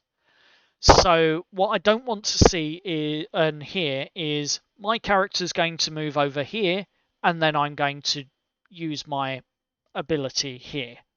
You know, that sort of thing. This is an improv. This is theatre of the mind, and it needs to be descriptive. think of an audiobook. Because at the end of the day, what's more engaging? Yeah, I'm just going to move my piece over here next to the enemy and give him a smack. Or, as I charge through the field, I'm moving 30 feet towards the enemy and I've got my sword raised and I'm bringing it down over his head. What's going to pull you in more? Be descriptive with your actions. Even if you are moving a token 4 squares to stand next to a tree. Yeah, I'm just going to shuffle to the side and I'm going to stand myself under this tree. It's descriptive and it gives the audience an idea and it allows them to build that picture in their head of what the surroundings are like. So try and be descriptive, but not overly so to the point where it restricts other people's freedoms. So if there is a big tree, yes, mention the tree, shuffle over to it. The audience sees and imagines your character from your portrait shuffling over towards the tree. Whereas if you turn around and say, yeah, I'm just going to move my token here, it's like, well, what? I've got no picture in my head of what's happening. Does that make sense? Mm-hmm. Yep. Perfect. And this does come down to improv at the end of the day. So if you do have a local improv class and you're not that confident, normally these improv sessions are like maybe a couple of pounds, couple of dollars each, whatever the case may be. But you can turn up and you can get plenty of practice, and there's normally plenty of them around. They are good fun as well, and it can throw you into random situations that you have to improvise at, and it is good for your D&D and your roleplay. So if you're not that confident with improv, it might be a good idea to investigate and see if there's something local at one of your theatre clubs or something nearby to do. And they are great fun, and they will improve your D&D no end. I promise you that. Yes, I used to do it myself. It was great fun. Randomly being walked up to whilst I'm on stage pretending to be one thing, and someone randomly coming up going, "Have you got any bread?" Whilst I'm sitting there talking about, "Yeah, my mother passed away. Have you got any bread?" What? Oh. Improv is very big. Improv, that is the sort of thing you'll come up against in improv classes and improv like clubs and things. Honestly, it's great fun. Your reactions are priceless. Everyone else's reactions are priceless. I wrote a monologue about spaghetti. I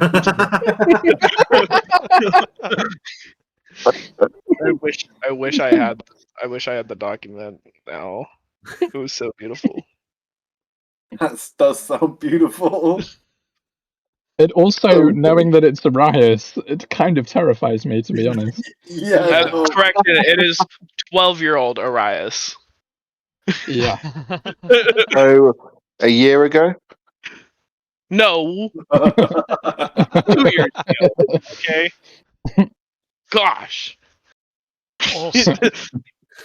So, I think we're all happy with session 0. We're going to come to a close on the finalities of it.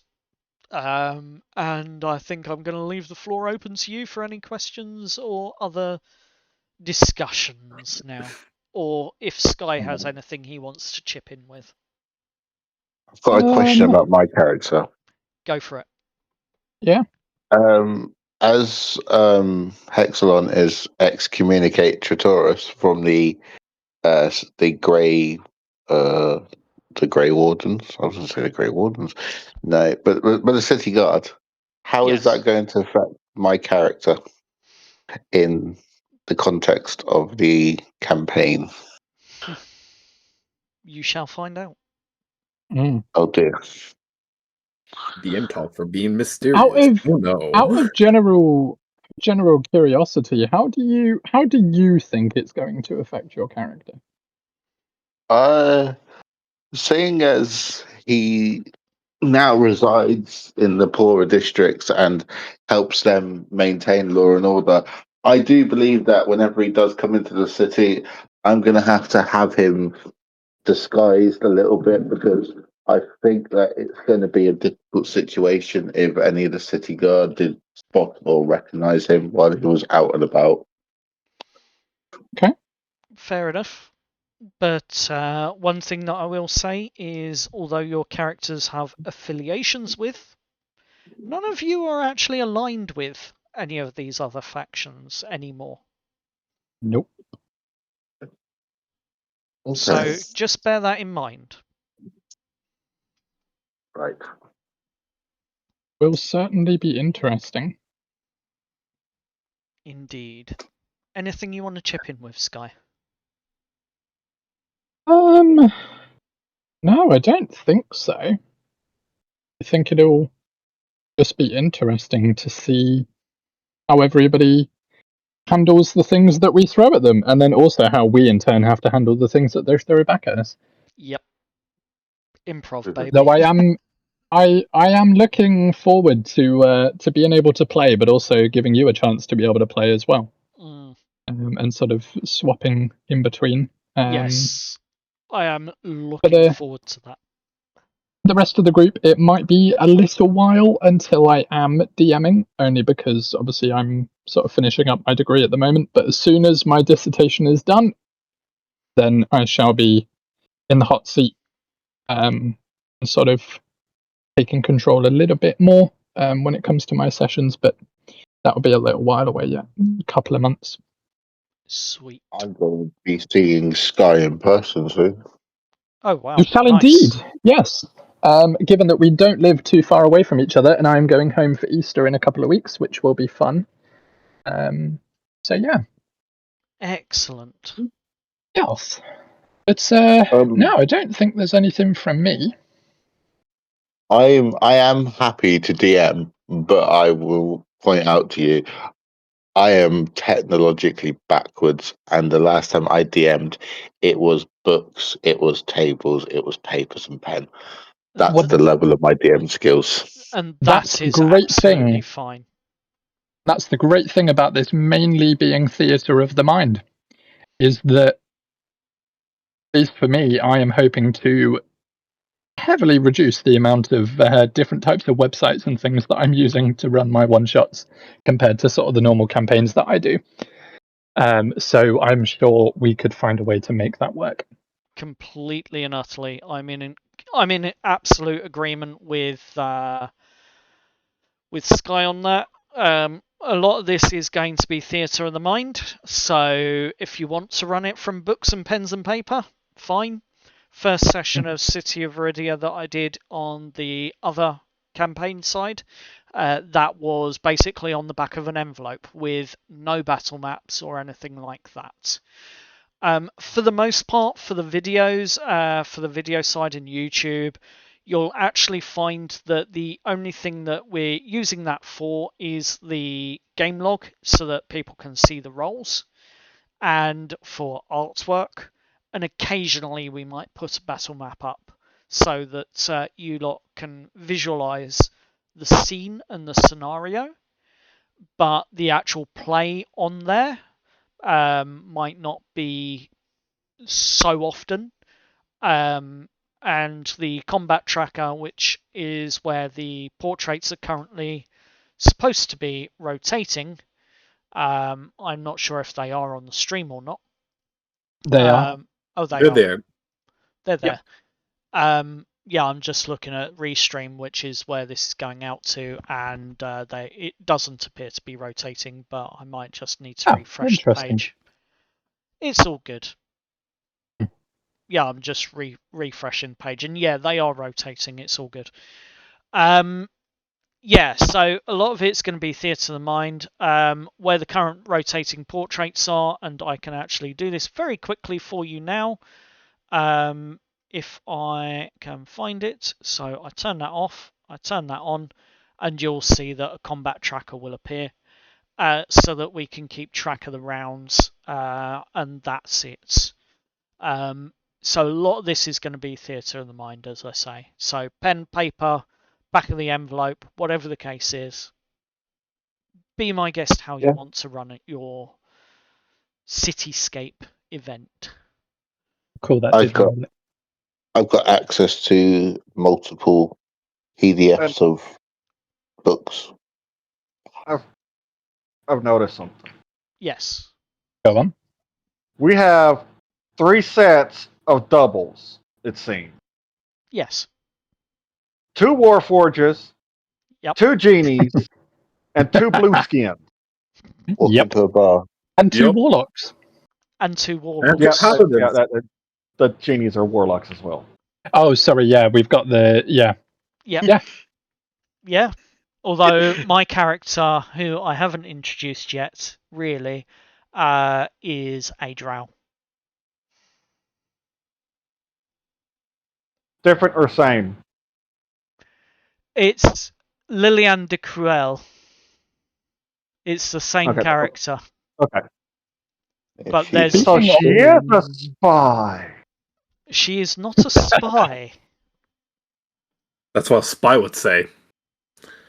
I will It's let also what you. someone who isn't a spy would say.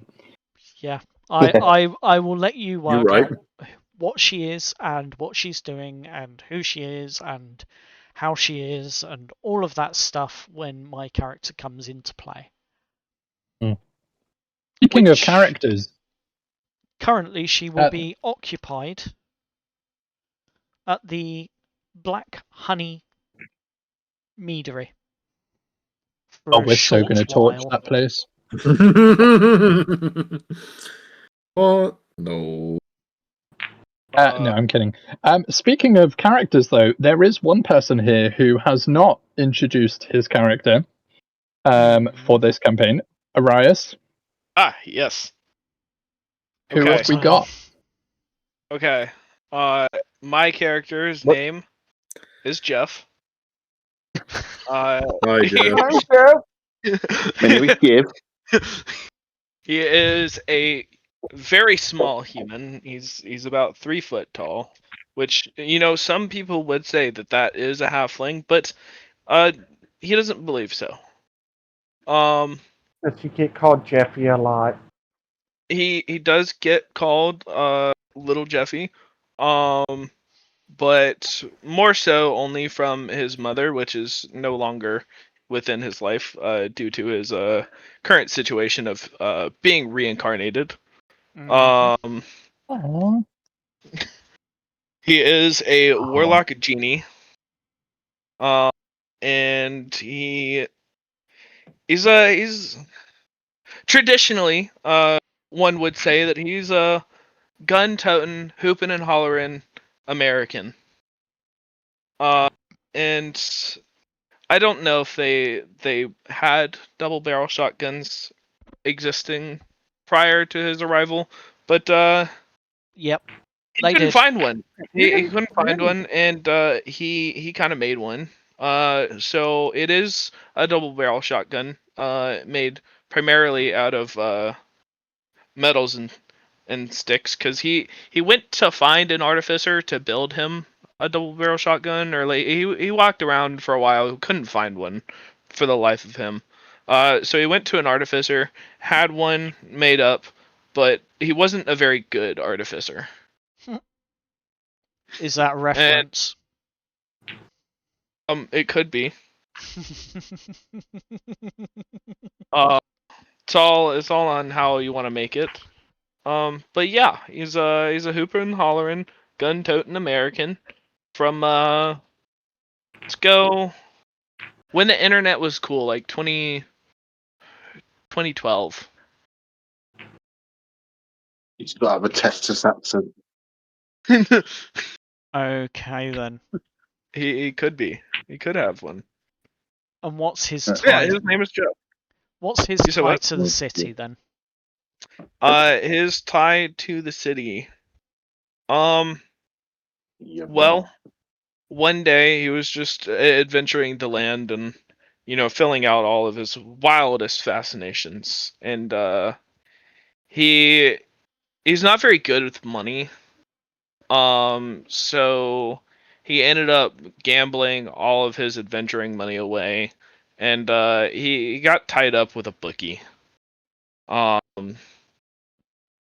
So your character then is probably going to be starting somewhere near the what's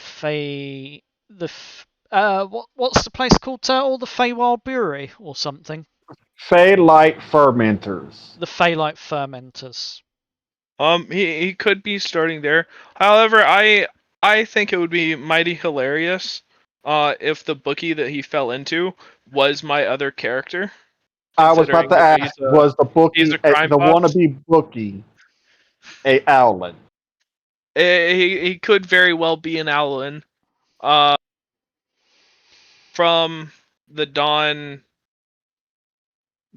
something. I forgot what the name I gave my Don John. Don Juan. Yeah. Don Juan.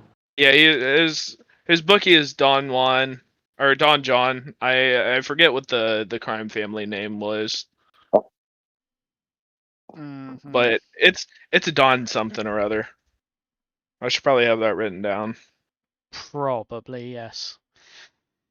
But yeah, no, his bookie is my other character, an Owlin monk. So your character is tied to the crime of the city through the debt owed, essentially. Yes. Basically. Ooh, let's see how the crime family is going to use your skills. Or lack thereof. So he's very, very skilled Good with enough for you, shooting that was it. things. One would almost say he's like competition level shooter. Fair enough. Yeah, Virex is going to be testing this theory. If he is even aware that Jeff exists, because he's like 7 foot tall, so he's not even going to know that Jeff is all the way down there. Well, Jeff being an American really has nothing to do with his like sense or wanting to be in danger. So honestly, most of the time, Jeff is just holed up in his vase as much as humanly possible. And a lot of the point of contact for Jeff is done through his magical mystical familiar, otherwise known as an imp.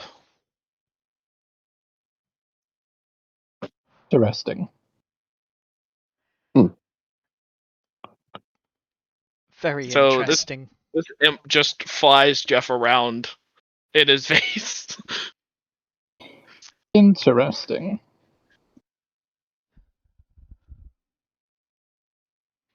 Your vase falls off a shelf. Smashes. Jeff will devote all of the money he has, debts be damned, to getting a new vase or urn or whatever it is.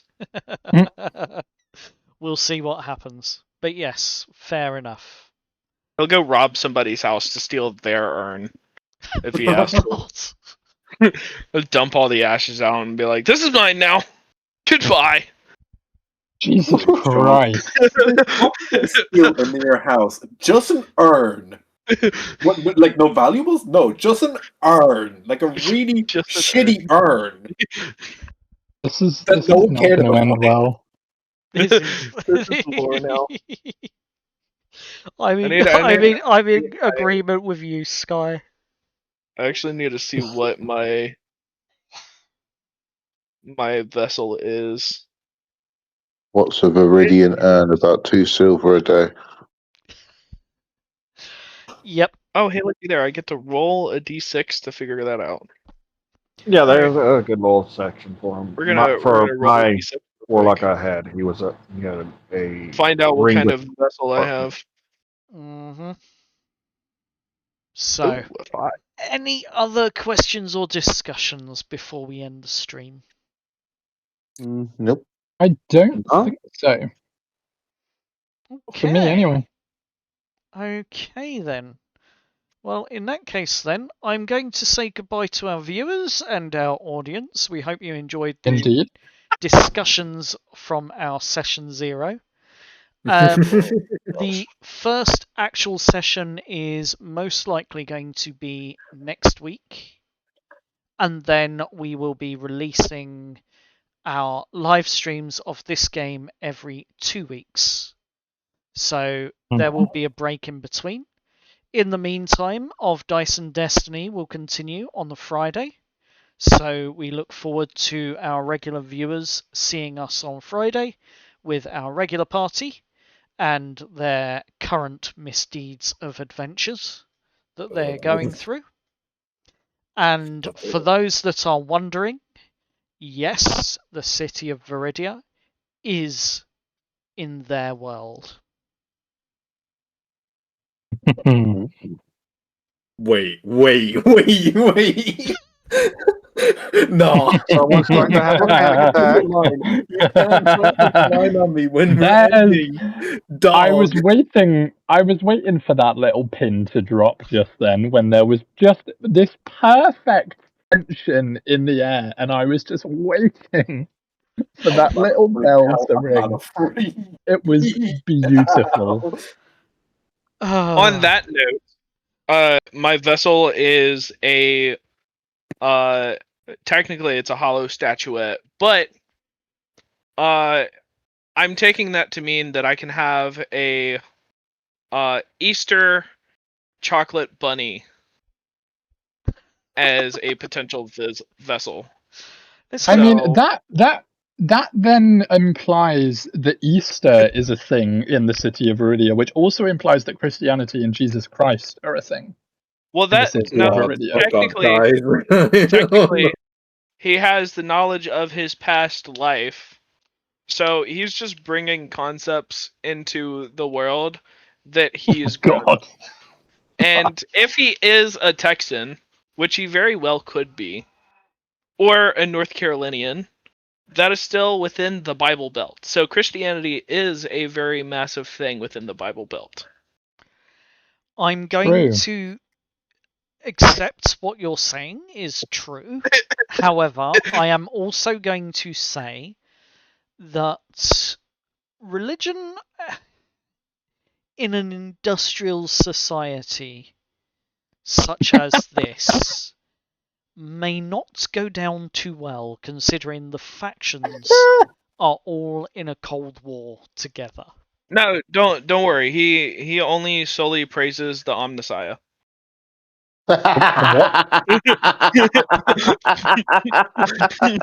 Sorry. The what? I know that reference. I don't get that reference. Nor do It's I. from It's a Warhammer 40k. Oh, okay. My Right. God, no. Stop. Well, on that note, to our lovely listeners, yes, you will be able to listen to this soon and our following episodes, as well as Of Dice and Destiny. But also, very excitingly, you will also be able to listen to all of our other games, which we are busy getting ready to put on Spotify, of which we have Tomb of Annihilation at the moment, but there are more to come, which is very exciting. So if you are after more of this brand of chaos, then you will certainly be able to get your fill very, very soon. I'll be able to listen to it on Spotify. Yes. You will. Cool. Yes. Spotify, YouTube, we are putting it up to, and of course, we are snipping little bits from all of our episodes and putting them onto Instagram as well, which you will also be able to find under the D&D Void. I'm not on Exactly. Instagram now, but I'll be Spotify. Goodbye, everybody. But yeah, so we are busy doing that at the moment. Well, before I go, I would like to say goodbye to all our dear viewers, and as Sky said, if you like this chaos, I provide enough of it with multiple sessions. That is so true. Yep. Thank you. I can foresee. And I can foresee that I'm going to be getting following. Oh no. Right. With that note, the stream is ending now. Thank you and goodbye. Bye-bye. Good night.